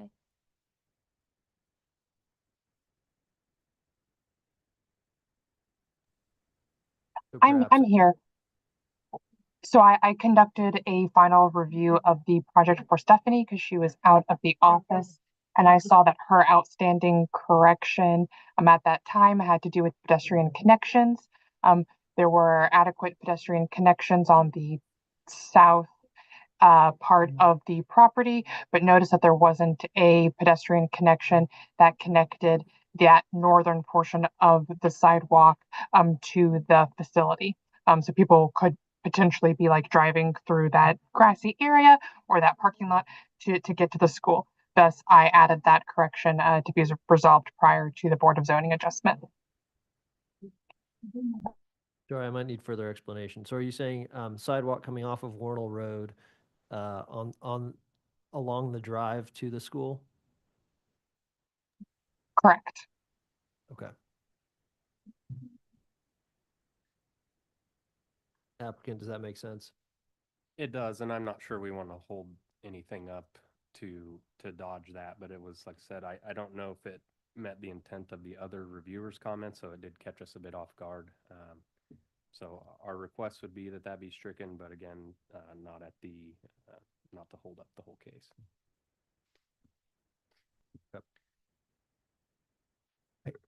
I just want to clarify, there were some comments about a paintball field. So I took our high school kids through an entrepreneurial course, and I had them make a business plan on a paintball field just as a learning experience. And the business plan looked so good that we actually made a paintball field, and they had a tremendous amount of fun. We were open for about a year. All of our stuff was vandalized and stolen, and so we've been closed for more than a year and a half. So if there's current noise complaints, it's not because of paintball's closed. So I just wanted to let that out there so it doesn't sound like we're illegally running a paintball field and no one knows about. Got it. Thanks. And if I may also make some concluding comments. The Daniel Academy has sought approval in the R7.5 and 7.15 residential districts. Both of these districts contemplate religious assemblies and schools, as well as parks and recreation, both with special use permits, which the school has gone through to include those. There were some, as the chair pointed out, many of the comments have been addressed in the plan conditions. The city has recommended, or staff has recommended, approval with conditions. And many of those conditions have to do with trees, landscaping, seeking permits for signs, the landscape, the storm drainage, as was well pointed out by Chair Enders, and also wanted to and the plan and Daniel Academy will be implementing those conditions, of course, prior to seeking a certificate of occupancy. Also wanted to address, and Mr. Lee did a good job, I think, of sharing with you the vision and mission of the school. The Daniel Academy is a religious school. Its mission is stated forth as a Christian school. Their method is to approach education, to partner with families who want to raise their children in accordance with the Daniel lifestyle as they have seen in the biblical model of Daniel. They have 4 components of prayer, consecrated, dedicated lifestyle, excellence in learning, and cultivating wonderful friends. They seek to activate students who are well educated and trained in both academics and spiritual understanding, having cultivated pure hearts and given discernment to walk in positions of influence. These all support the city's plan and desire under the Casey Spirit Playbook alignment to create diversity in the use of lands, including activities such like this, to encouraging healthy environments, to being well-designed, and to be an environment for all people, in particular attracting and retaining young families, young people and young families. Additionally, to not approve the special use permit as is granted with the conditions would substantially burden the religious exercise of the Daniel Academy. The proposed building will serve the school's growing needs, including their religious education, chapel services, prayer services, healthy sports activities, which serve the biblical teaching of healthy living and training in young people on participating in competition and exhibiting godly character. The Academy's mission is providing these religious services, education, and training to more students, and to limit that would burden the religious nature of this aspect. There were issues brought up that there are other schools in the area, and it kind of serves to highlight the fact that Daniel Academy also should have the opportunity to serve their community and to serve their students with the opportunity that will be provided with the additional building and space. Thank you, and we thank you for your time today.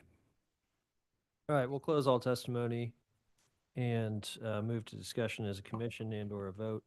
Well, one of the other things I'll note is that as construction occurs and as neighbors look to ensure that the property is well maintained, 311 is a fast and good resource. You can also get the My KCMO app. That is the right place. If there's, I'd encourage you to reach out to your neighbor first and let them know if their properties become overgrown. But some of the things that were brought up would better fit under code violations if that were to be the case. So that's going to be the appropriate method to address those concerns. I just wanted to see what the consensus was on the condition number 1.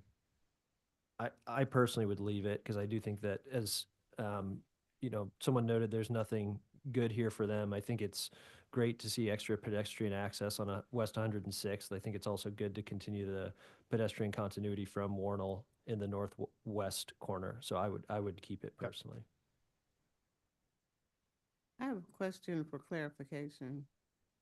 Our last speaker, to me, was indicating that the facility is also your chapel, your place of worship. So it's not just a school? We have chapel every morning, Monday, Tuesday, Wednesday, and Thursday. It's part of it's the school.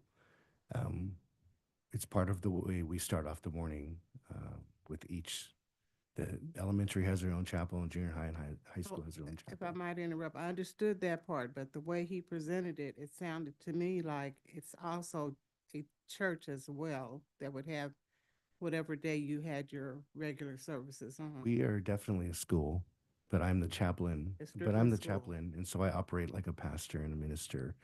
We do have annual baptisms at our school. We have chapel services. I speak from time to time. We take communion together, but we are the 501c3s with a school.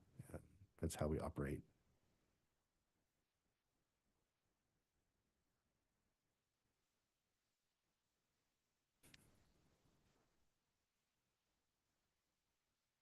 Is there something wrong with that? Because I'm not sure what I'm asking is clear to you. I'm understanding your response that as a Christian school, you have regular services for prayer and stuff. Yes. I'm asking outside of the school environment, do you have church services? We do not. We have a Saturday prayer meeting, but the Daniel Academy does not have a church service. Okay. Thank you. If you look at the signage, there's a New Day Church. They have closed their doors more than a year and a half ago. That's why we want to change the signs. New Day Church is no longer at the Daniel Academy. All right. Is there anything else that we want to discuss in terms of the conditions? No, but I have a question now for Sarah Baxter. When it comes to the SUPs, I know churches, we look at them differently for the time frame. What if it's just a church school? Commissioner Beasley, can you speak a little closer to your microphone, please? I'm sorry. Pull the whole thing towards you. Thank you. I was just asking with the SUP, I know with a church, we handle it a little differently. So since this is a school with an SUP, do we need to look at something a little differently on that? There's no required time limit for school or church SUP, correct? Right. Now, it may be the case to even pose time limitations, but that's not required.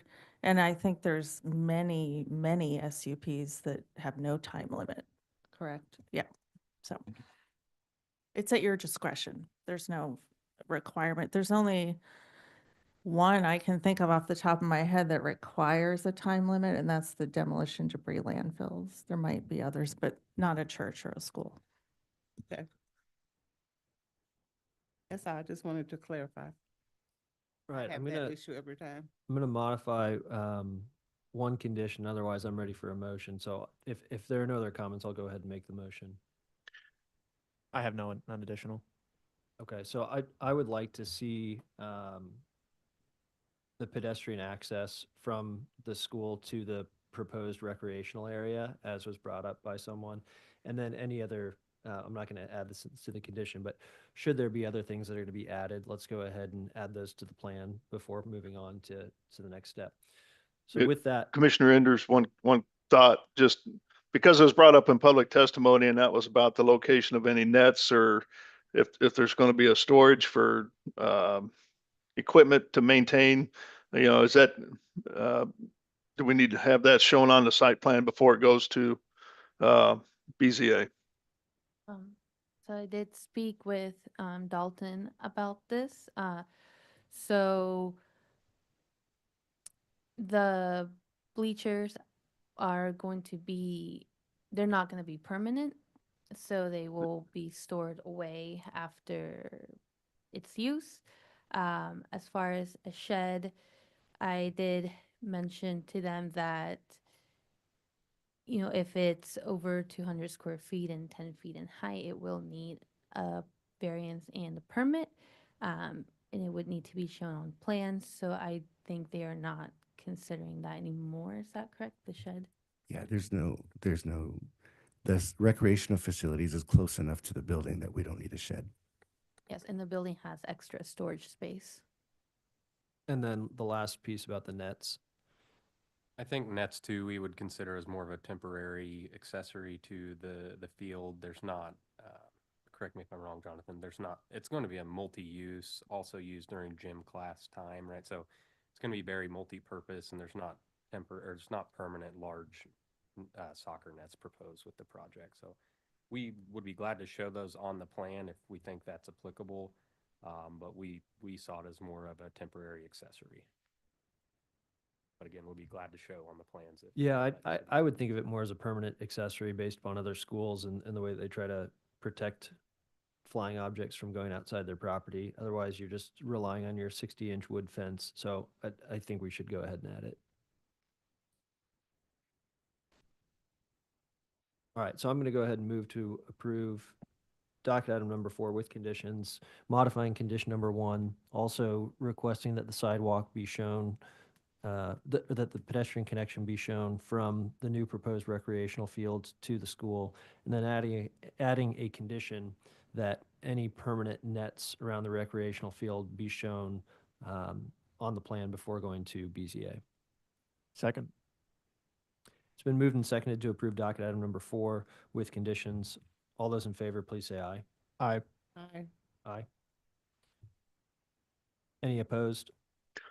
I'm going to say aye on this, and simply, I mean, I love the project. I applaud the school for expanding and doing the things that they need to do for growth and the future. But I think there's an opportunity here that we can adjust the site plan just a little bit to provide a little bit more buffer for the residents behind, and take a look at maybe there's a different way for traffic in and out to make sure it all stays off of Warnell, and just kind of reduce it on Warnell. So that's the only reason I would vote no, is only really take a better look at the whole site plan itself.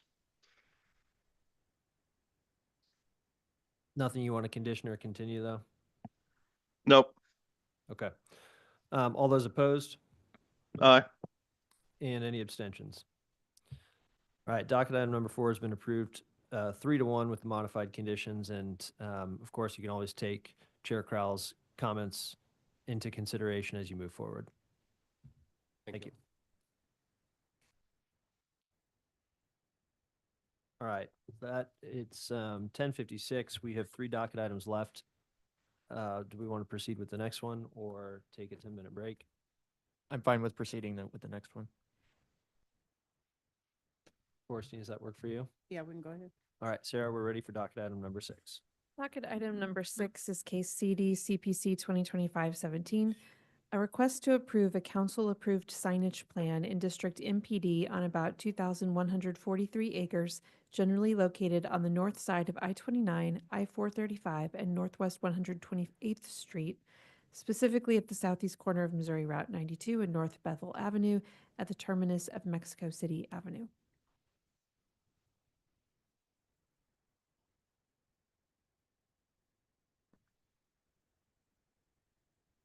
Okay, good morning. Matthew Barnes, City Planning and Development. Here with docket item number 6, the council approved signage plan for KCI 29.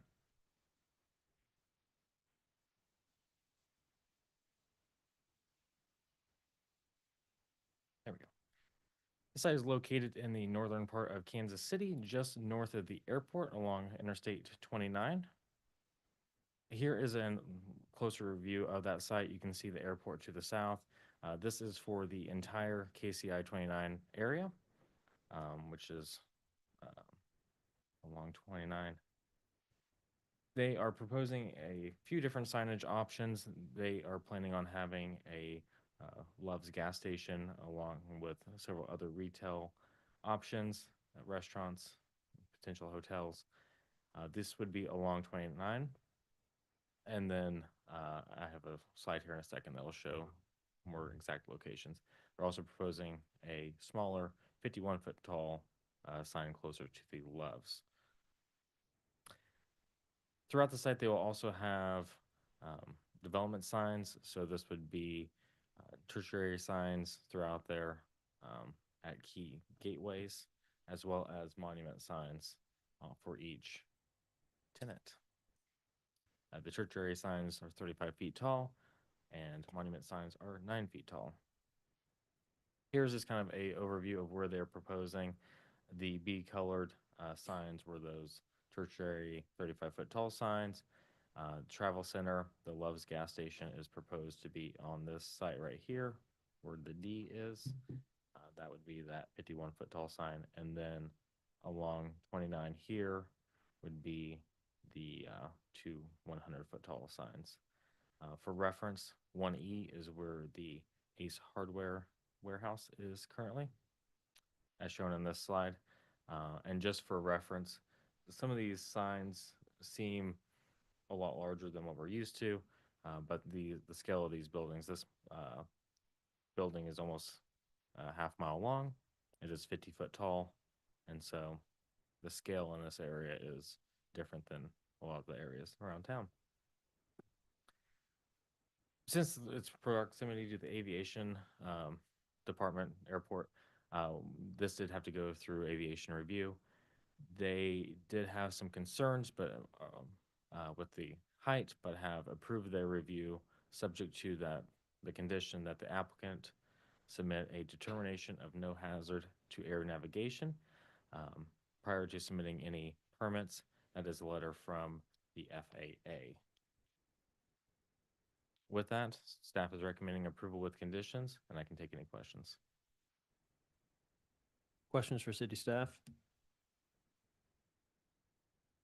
I've got one based on the title. If this is saying it's council approved, why is it before us?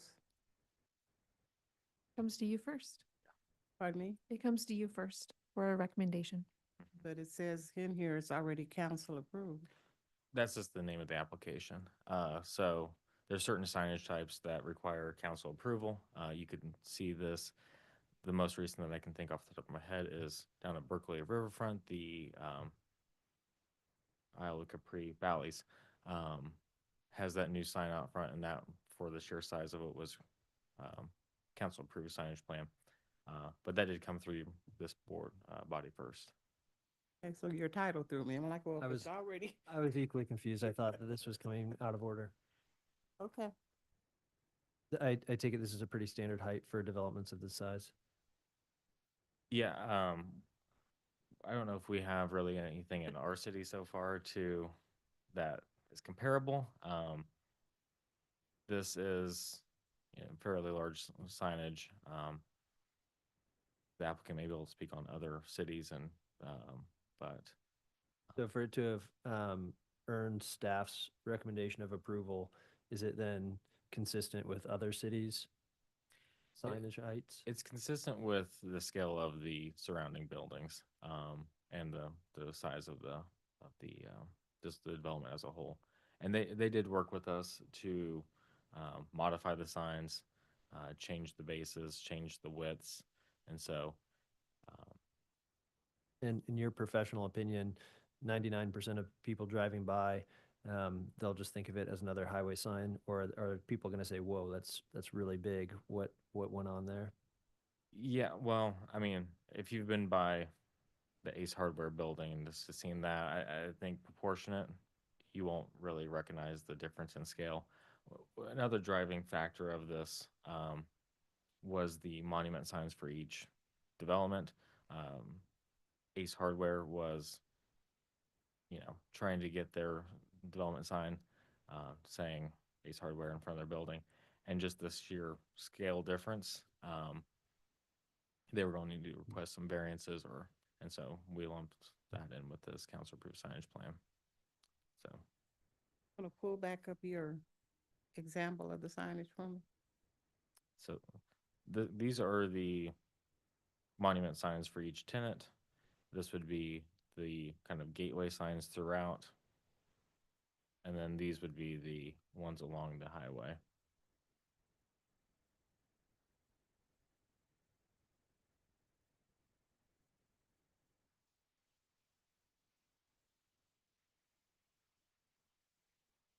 And you're asking us to approve which one, the 100 or the 51? These are all options. All of these are proposed. The council approved signage plan would be for this entire signage area. It's a signage package. So the smaller one, D, would be on the site here where the Loves is proposed. A is here, that is the larger 100-foot sign, and then B is throughout. And then those are the gateway signage. So you had brought up the former Isla Capri. What size signage is that one? I do not know off the top of my head. That was for size and for the digital display. Was for the Isla Capri. The council approved signage plan has criteria when it can be approved.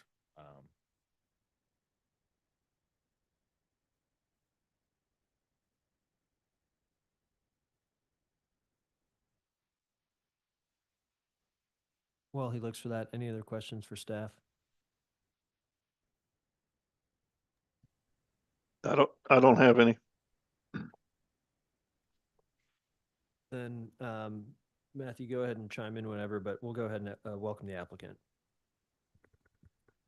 Thank you. My name is Jacob Hodson. I'm with Olson at 1301 Burlington in North Kansas City. This is a council-approved signage plan, so it does go through the CPC first.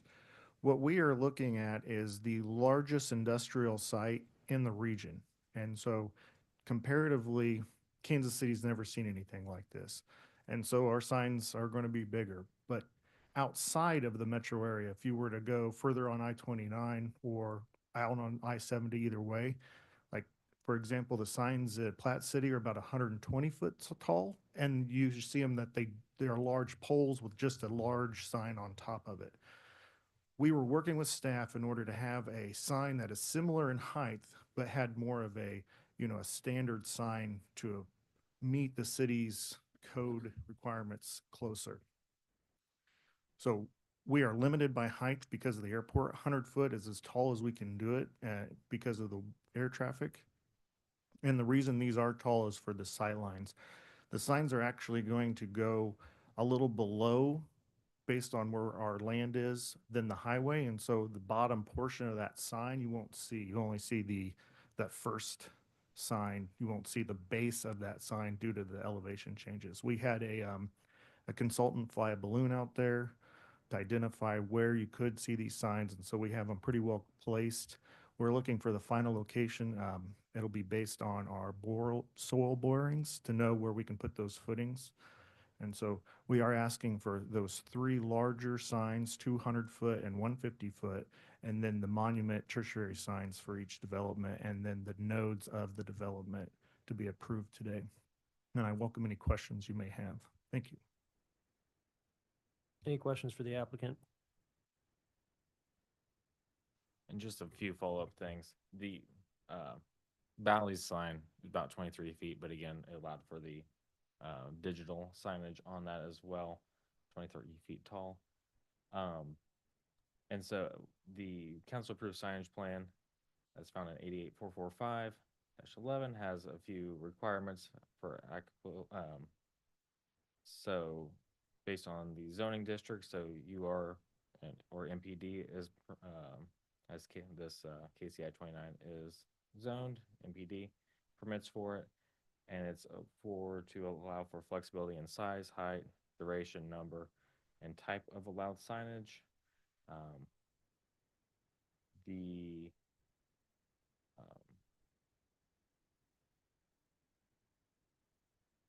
And then, yeah, it does state that this must go through the city plan commission prior to city council. Got it. Thanks. If there are no questions for the applicant, then we will open it up for public testimony. Does Alec have his hand up for a reason? No. Okay. Is there any public testimony? We do not have any hands raised online. All right, we'll close public testimony. Applicant, anything else you'd like to add? No, not other than I hope you'd approve this signage plan today so we can move on and continue building some incredible buildings here in Kansas City. Thank you. Thank you. All right, we'll close all testimony, and at this point, welcome any discussion or a motion. I'm gonna go ahead and make a motion to approve docket item number 6 with the conditions stated. Second. Been moved and seconded to approve docket item number 6 with conditions. All those in favor, please say aye. Aye. Aye. Any opposed? And any abstentions? Docket item number 6 passes 4-0. Good luck with the project. Thank you. We're now ready for docket item number 7. Item number 7 is case CD CPC 2025-47, a request to approve a major amendment to a development plan in districts M1-5 and US on about 23 acres generally located on the south side of Northeast Parvin Road, approximately 280 feet west of North Corrington Avenue, allowing for the expansion of an existing outdoor vehicle staging lot and limited use manufacturing.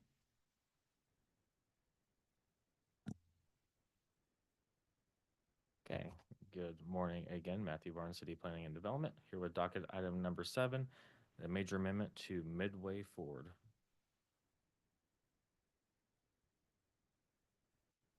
There we go. This site is located north of the river, just north of Highway 210 and west of 435. Here's a closer view yet. You can see the site highlighted in yellow. Parvin Road is running east-west there, and then for reference, Worlds of Fun is just to the northeast. So this is an existing site. This Midway Ford currently has their operations here. This was approved under ordinance number 230338, but they have acquired the land just north of their site and are proposing to bring that into their plan area. And that's why it's in front of you today. The site is currently undeveloped. There was a public street that ran north-south there. This board and city council approved to vacate that. So that is now vacated right of way. They have returned the street lights and acquired that land. So this land is really just expansion of their parking lot. If you look in this area, it is parking and storage of their Ford trucks, vans, etc. after they retrofit them and work on them before they ship them off. So this is this expansion of their parking area. They are providing landscaping and screening and fencing along Parvin Road to buffer this from the street view and berming. So Parvin Road is on the left side of the screen there, and then the adjacent property to the north is to the north there. Well, to the east, excuse me. And so they will have berming, trees, shrubbery, and this little section right there shows you what that would look like. So Parvin would still be on the left side there.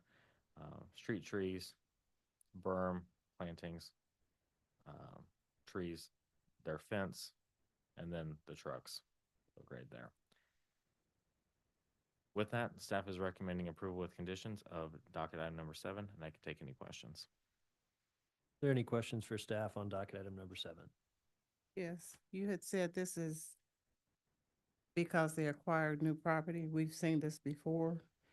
So I'm trying to remember, is there not housing that we dealt with for the lighting and stuff? That was a different project to my recollection. Different project, same area? Somewhat similar. This is further, I believe, west and north.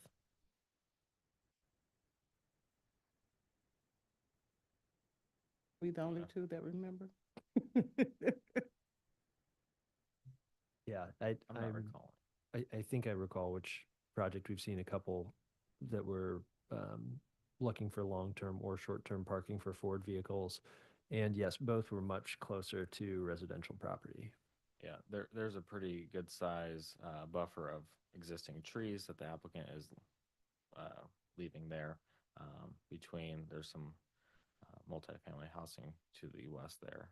So there's no directly adjacent residential homes. And they have provided a lighting plan in accordance with the zoning and development code. I believe at their public meeting, no one showed up. That's fine. I'm comfortable since the two of us remember and we're thinking it's not directly tied to the issue we had with the housing on the previous one for the same purpose. I'm comfortable. I just wanted to clarify.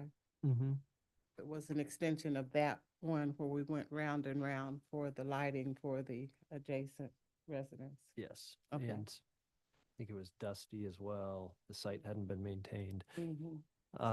Matthew, how do you all determine the size of a berm for a project like this?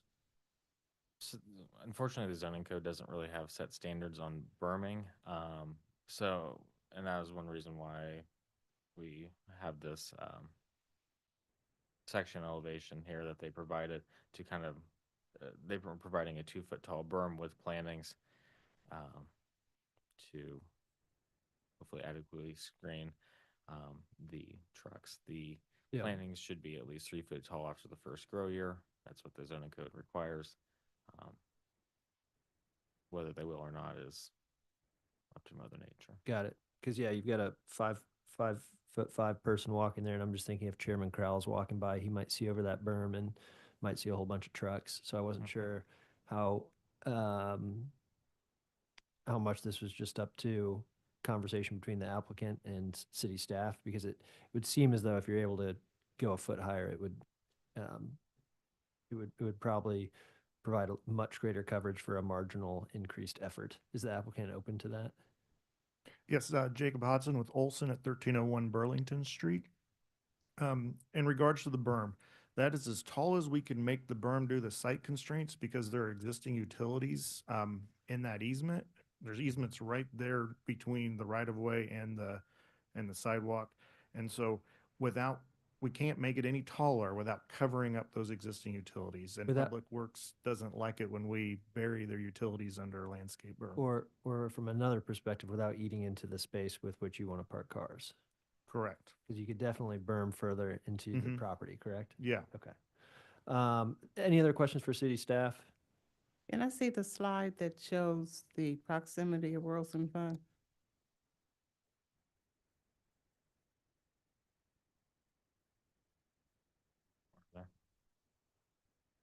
And the new portion that we're talking about now is the type left? Yeah, it'd be this right here where it's currently not paved. Okay. Thank you. All right, if there are no other questions for city staff, welcome to the applicant. Anything else you'd like to add? To follow up what Matthew said, so couple years ago, we came in with a development plan to provide a vehicle staging lot for Midway Ford because they're rapidly expanding, and this is just a continuation of that. So we're doing a major amendment to that plan in order to bring in some additional parcels. It'll be the exact same use and function as what you previously approved. It's just adding an additional 500 vehicle staging spaces.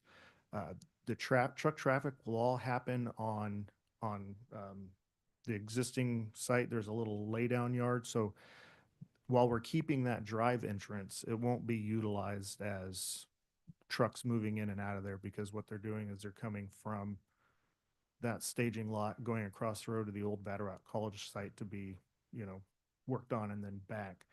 So with that, I welcome any questions and ask for your approval on this site plan today. Thank you.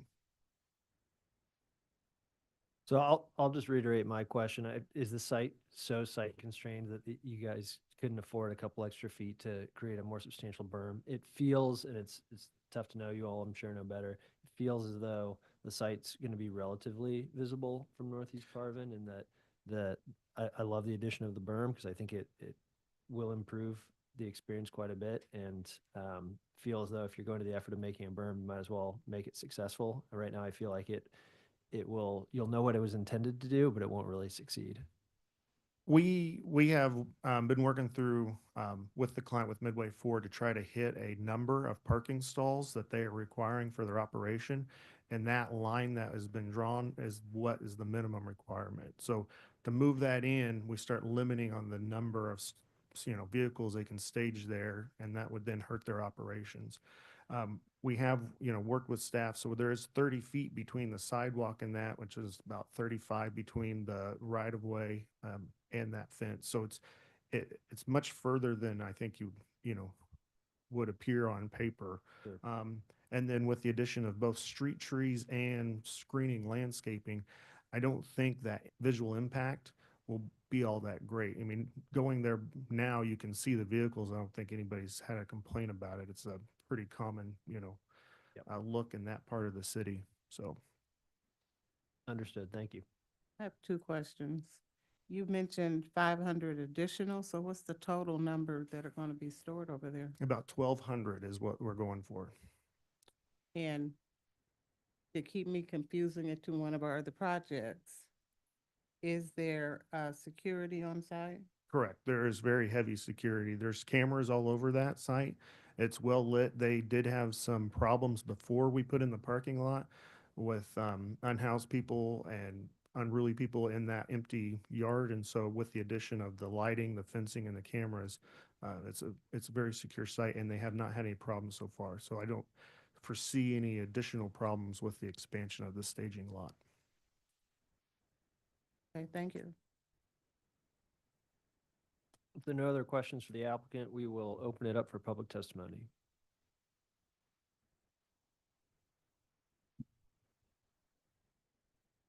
Morning, Chris Reesner with Midwest Real Estate Development. We're at 1881 Main, ACMO downtown.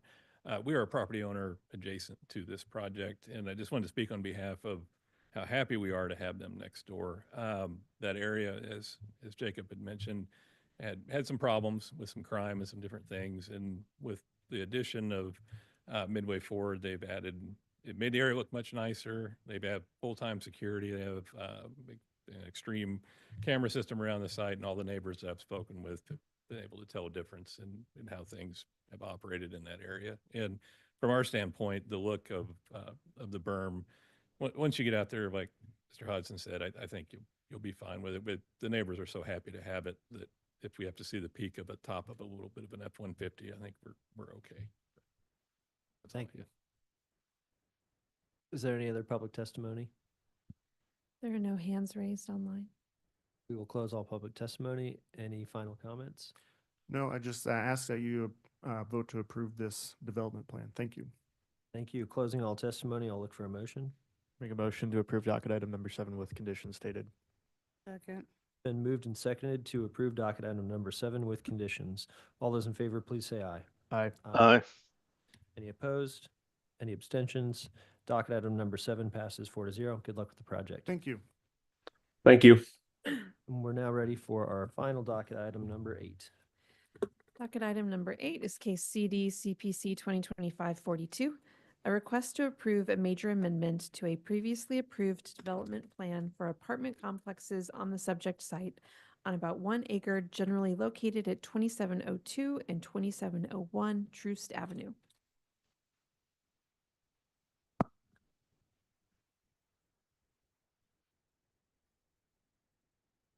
Oh my God, come on.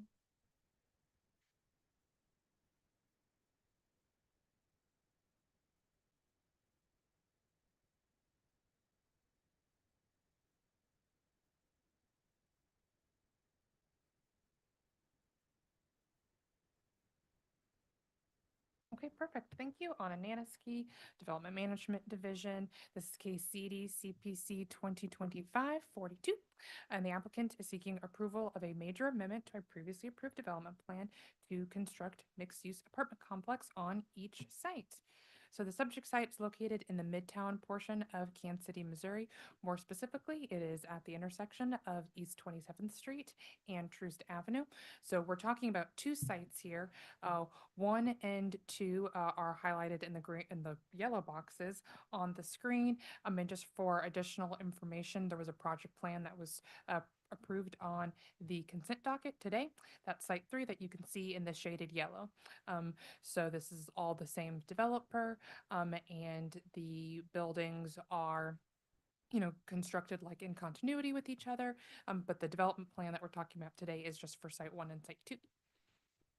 And here is a look at the proposal. This is the landscape plan snapshot. So we can see site 1 and site 2 with those buildings and the parking in the back.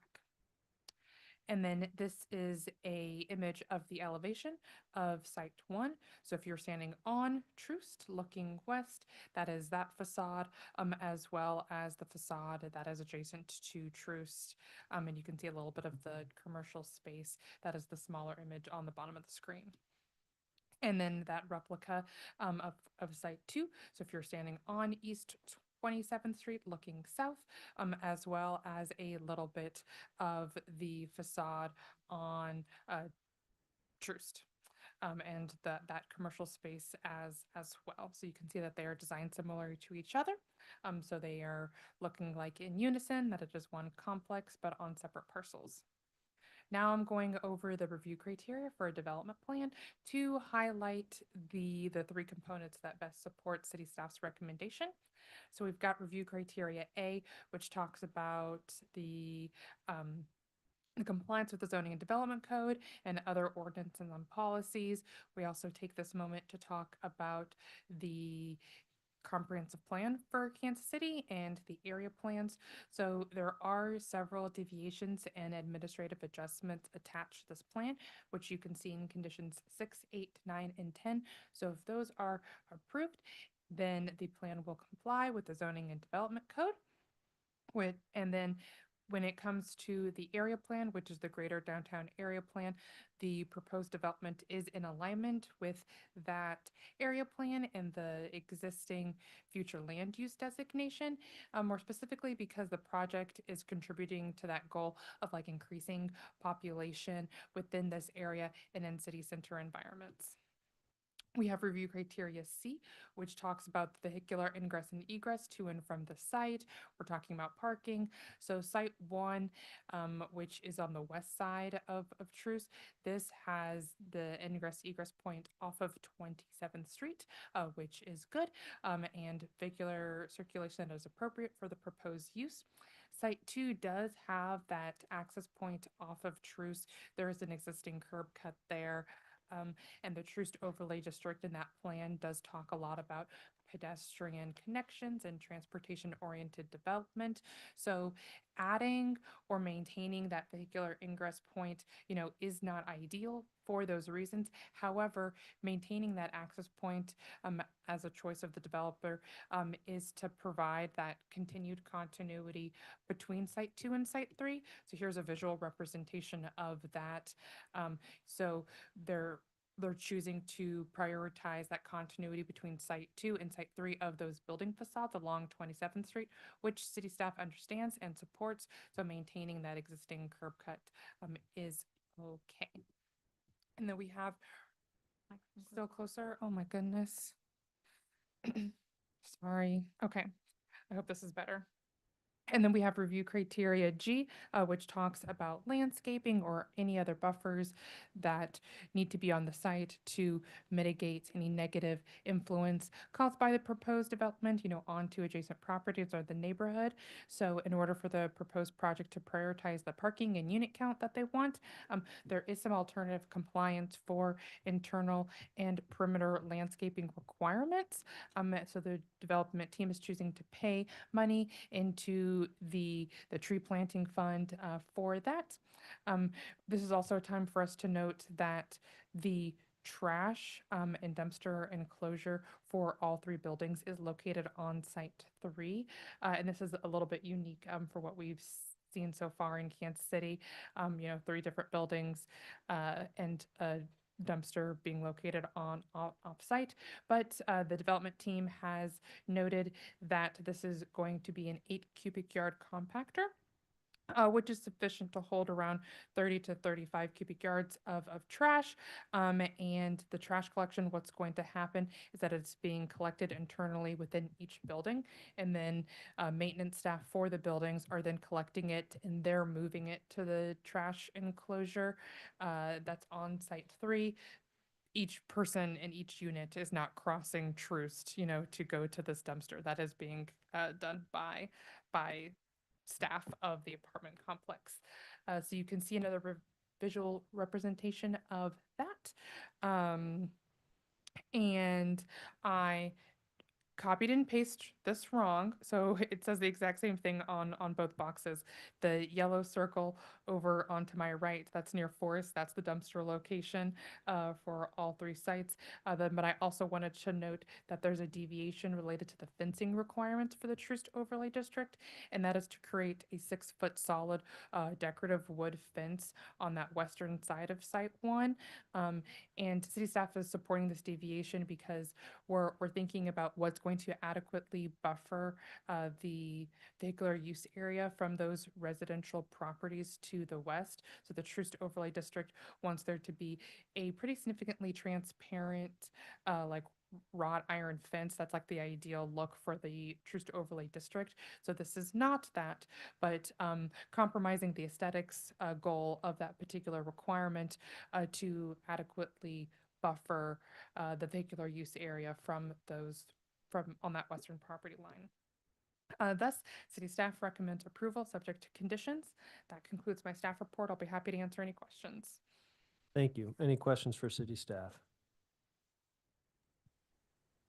No. If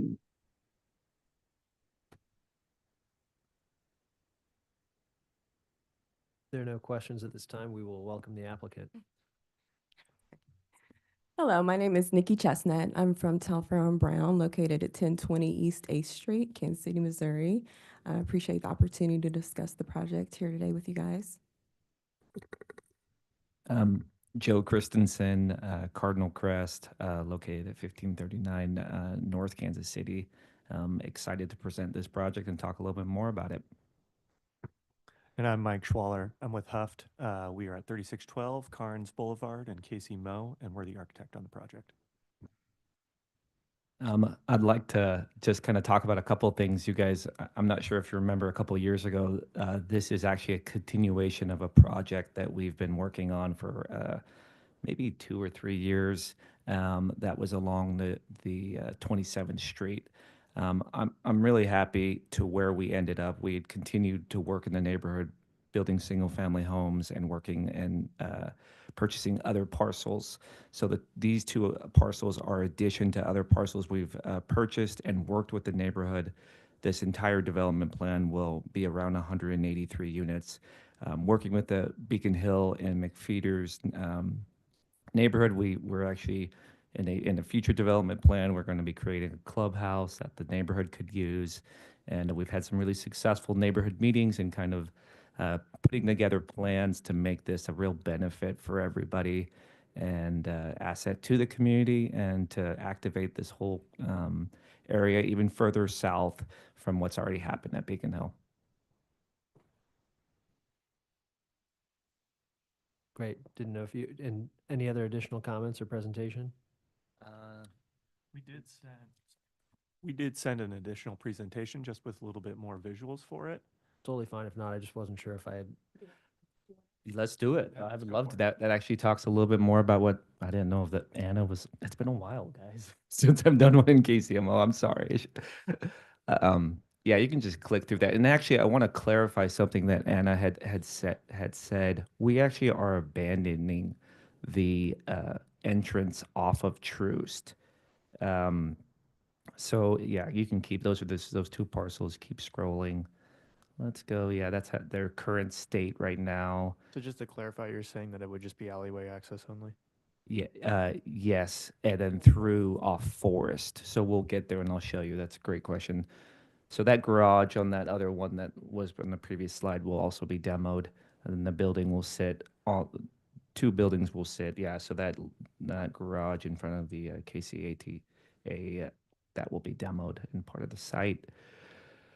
And then the other building will sit right there next to that existing building. So yeah, you can see that approach right there off Troost. That will now there'll be a building all continuation of that, and the access will be off the alley. Sorry, off the alley and Forest. So quick questions. Are you saying the blue building will be gone? No, the blue building is staying. It is That's not staying. ours. Yeah. Okay. But you mentioned alley. Where's the alley? Yeah, so site one is the combination of two parcels on the west side of Troost. Site two is just that one parcel that is due north of that blue building. We do not have the blue That's building. all I'm asking about is the one that had the blue building. Yeah, right. And so we do, Alleyway on that is on the other side of the street.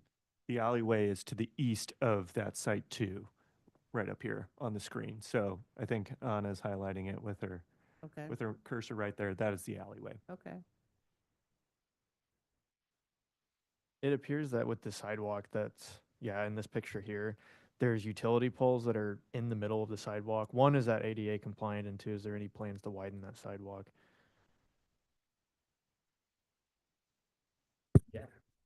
We do, as part of this project, we're going to do public improvement plans. At this time, we are not planning on widening the sidewalk. We're working with the existing constraints as they are, but we will be able to take a look at any sort of conflicting utilities and make adjustments as needed. Yeah. All right, Leah, let's keep scrolling a little bit. Yeah, that's to Mike's point, right there. You can see the two parcels that are being purchased on the west side and the single parcel on the east side there. And actually, you can see that alley, that little red sliver between that blue parcel and then the green outline right there. Yeah, so this is just going to kind of outline the different elevations that Anna already talked about of the two buildings.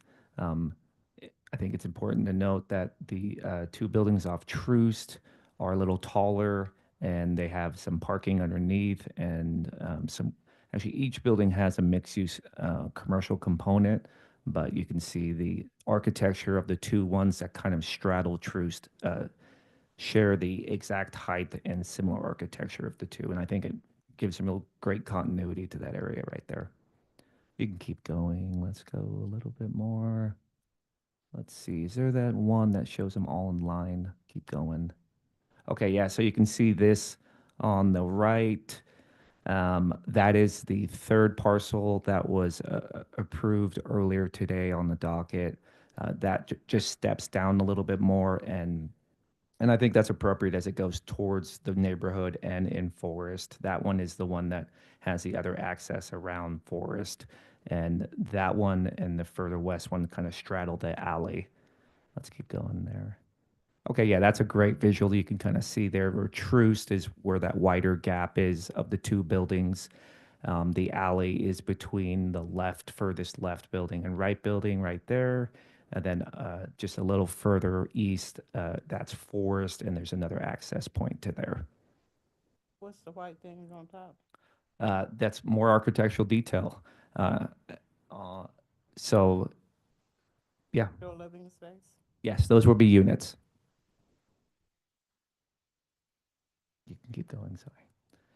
Yeah, I like this slide. This gives you kind of the concept of the entire area of Truce, 27th Street, Forest. So in totality, the project will be built in these 4 buildings, actually 5, but the 4 residential buildings that are along this 27th Street, and then a future, well, coming soon, I guess, will be a project plan for this amenity space that will be for the apartments and actually for the neighborhood association as well. And it's got a variety of mixed-use components in there. We've already have a couple. We actually have a restaurant that is we're actively working on with one of these spaces, and we're super excited about it. You had mentioned that you'd come before us and that project didn't continue. Well, what happened is that project is right there on 27th and Tracy. So what happened is it just got shrunk a lot further down. That one is 23 units and it's right there. And previously that project spanned both parcels. And now it's only the multi-unit project is only on 27th and Tracy. And to clarify, that project as it sits right now has been approved by the council and has actually been approved for permit. So we are going to start construction this year. I'm trying to think what those buildings are called that are further east on the north side. Colonnades? Thank you. Yeah. So that is next to the colonnades. Yeah, right? and that one Okay. actually kind of has a similar feel of like a modern day colonnade. Okay. And truly, Huft has done a great job. If you look closely and when these buildings are actually built, the ones off 27th and Troost took a lot of inspiration of colonnades. They have some similar architectural details of the colonnade structure, which I think will be really cool. I didn't see any balconies or anything on those, right? No, there are balconies. There were balconies? Yeah. Okay.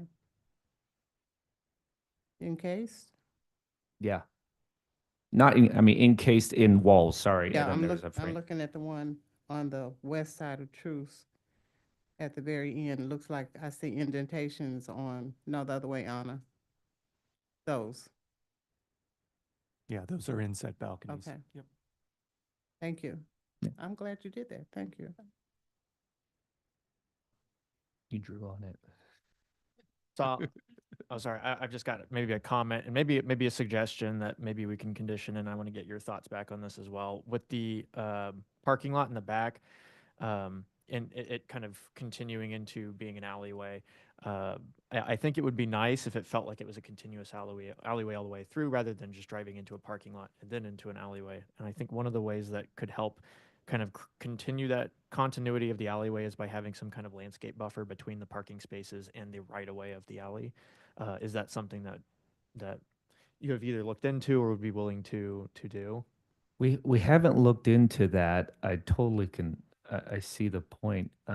Yeah, like right there's a good view. I think that the big challenge will just be we're limited on space and parking here. Right, and it would only need to be like a few extra feet. I don't even think it would need to be an entire parking space on either Yeah, side. I think I would have to defer to you guys, the civil, and see if there's a way that maybe a compact could go in those sections or some, I mean, some type of architectural Right, landmark. because it would be nice to have sort of trees reinforcing that sort of vertical corridor through there.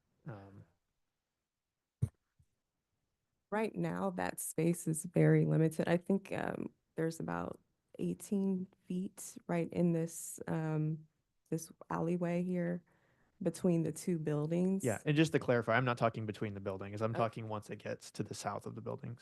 Got you. We could take a look at that with the structural architect. Right now, there are columns that are supporting the building overhang in that location, and it is making it really confining in that location. So if we could do some adjustments to that. Yeah, just anything that would help kind of reinforce that vertical continuity through there and kind of reinforce that as an alley rather than a parking.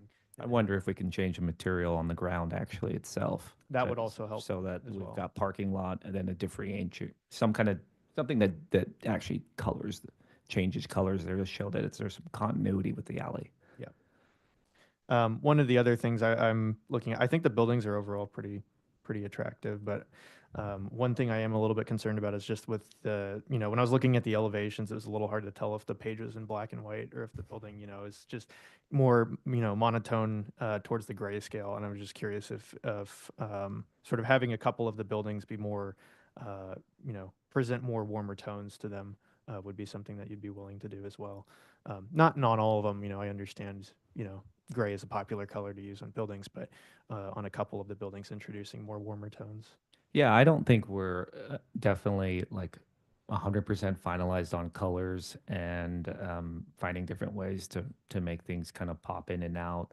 Um, just for because we're on the topic of architecture, ultimately, and I'll speak on behalf of Huft unless you want to speak on this, Mike.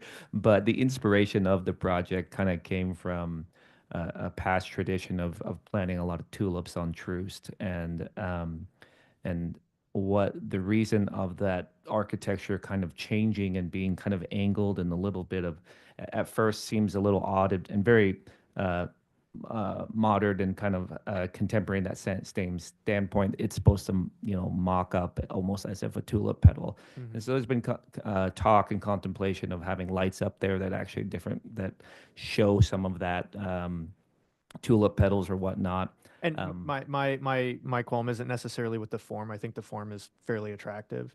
It's more so looking at keeping the same architectural elements across the three buildings, but having the sort of color of the material change between the different buildings so that it reads as three different buildings, but they're all clearly designed at once. I don't think we're against that, and I think that's definitely something we can contemplate and see what works. Okay. It's less of a monolith. Yeah, right. Fairly attractive from Commissioner Hasek is quite the compliment. Any other questions for the applicant? One note for city staff, I don't know when we can require or, based upon what we're reviewing, but for this project, it would have helped me as someone who's not used to reading architectural drawings to have more floor plans, because it took me a while to understand the difference between the different floor plates. So that would have been helpful. All right, if there are no further comments, we will open it up for public testimony. We do have one person online, Carolina Shirley. Hi, I live right behind Site 1, and I do not agree that they've been interactive with the neighborhood as a house. Myself, my neighbors, none of us have spoken to anybody. It was not easy to get in touch. I had to send several emails after I was told to email. I finally did get emailed back, but it took 3 attempts just to know the length of construction. So 27th was a 4-lane street that they've changed to a 2-lane street to add bike lanes to each side with several no rights on red, and the addition of 200 people to that intersection. When I asked what their plan with traffic, he pretty much said that's on the city. Sounds like a city thing. I don't know what they would do. So I guess maybe that's a question for the city. But it's a lot of added people to a fairly small space I've owned my home for 20 years that would be directly behind that. And I can say I've spoken with every neighbor within maybe 5 houses on each side of the block. Nobody has heard from this group to ask any opinions, or none of us know the length of the construction, how to mitigate dust or debris from construction on our homes and our yards as it is directly behind us. Thank you. We'll have the applicant address that after we make sure there's no one else from the public who wishes to testify. Are there any other raised hands? There are no other hands raised online. All right, then we'll turn it back to the applicant. If you do your best to address those questions and concerns from the member of the public, that would be appreciated. Yeah. So part of this process, because all 5 buildings touch several different, I'm trying to remember, HOAs, our responsibility was to make sure we talked to the Beacon Hill HOA, the McFeeters HOA, the Longfellow HOA, and the Troost Coalition. Several emails and correspondence were sent out to the HOA presidents, to all of those over the past year. And As far as engagement, we had a neighborhood engagement meeting where we shared that same PDF that we've talked about today and went over those a couple items. I will address this specific person did, and I forgot her name, but she emailed a couple times, and that was directly to me. I had a trouble sending the email. It was a little large in size PDF, it kicked back, and then I finally got it off to her. I know the city has worked hard to increase bike lanes, and so she had asked me what the plan was there. And as far as I know, the bike lanes are staying, and 27th will continue as it is now to just create more continuity with walkable streets and bike lanes throughout that corridor. So we have engaged the neighborhoods, sent out these presentations before over these past couple months to all 4 of those neighborhoods. And we had our neighborhood meeting and sent out mailers to everyone for that. Virtually, she did show up, and we addressed as much as we could. As far as construction, we will make sure we're a developer, builder, and we'll do property management as well.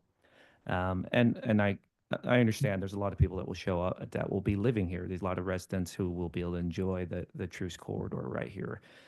Through construction, we'll absolutely be following the code and any kind of dust requirements as well.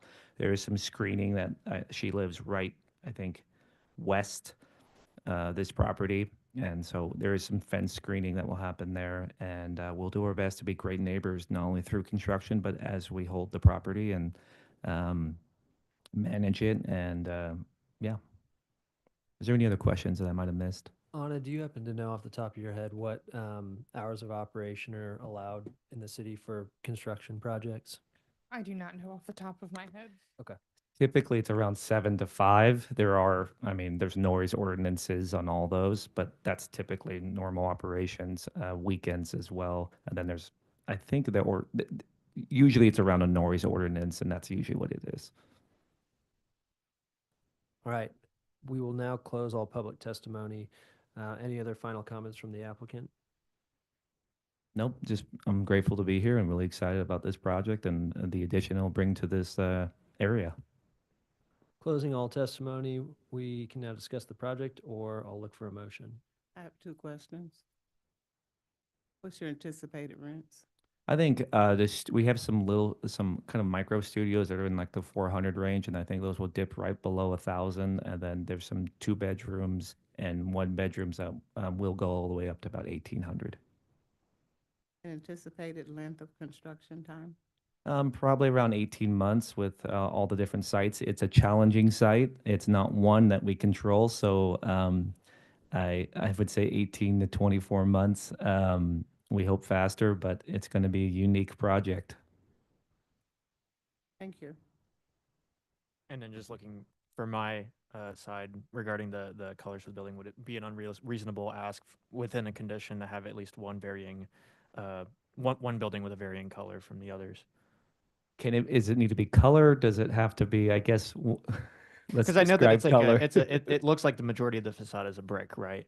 And so it's Yes. specifically referring to the brick color, because I know that brick comes in 50 billion different colors. I'm going to defer to the artist over here. I think it's definitely something that we can look into. Obviously, the materials are focusing more on what the Truce overlay has to say in terms of just primary and secondary materials. But when it comes to tone, that's something that we can definitely look Yeah, into. and the tone is really what I want to focus on. I don't want to condition changing materials or anything. I think the materials are fine as is. It's just making sure that we have varying tone between the buildings. Absolutely, yeah. And especially going towards the neighborhood east on 27th, I think that gains us a little bit more opportunity to bring it to a different tone, maybe differentiate, because the scale and the massing of that building is a little bit more residential versus commercial, like the 2 sites on Troost. Okay. So not splitting hairs, and I'm not an artist, but perhaps it is more tone and shade and less color, as one might think. Right. Okay. Right. You want to go ahead and make a motion? Yeah, I can get a motion together here. Let me get the docket pulled up here. So I'll go ahead and make a motion to approve docket item number 8 with the conditions stated. Let's see here. Right, with the conditions stated, and also adding a condition that at least one building vary in tone regarding the brick material. Second. been moved and seconded to approve docket item number 8 with conditions and the addition of that final condition. All those in favor, please say aye. Aye. Aye. Aye. Any opposed? And abstentions? Docket item number 4 is approved, 4-0. Thanks for the project and best of luck. Thank you. That concludes all docket items for the day. Sarah, is there anything else? Nothing further. We'll have election of vice chair on your next docket. Great. Then I move to adjourn. So moved. All right. Thanks, everybody. Tyler, thanks for stepping in today and running the meeting while I'm out. And I have to note, this is not sunburn. This is just poor lighting in the area here, and it's really dark in this room, so it's not sunburn. Thanks so much for taking time out of your day. Yeah, we appreciate all 4 of you helping us make a quorum today. That's Yeah. important. All right. All right. See you, Kobe. Don't wanna hold up Yep. any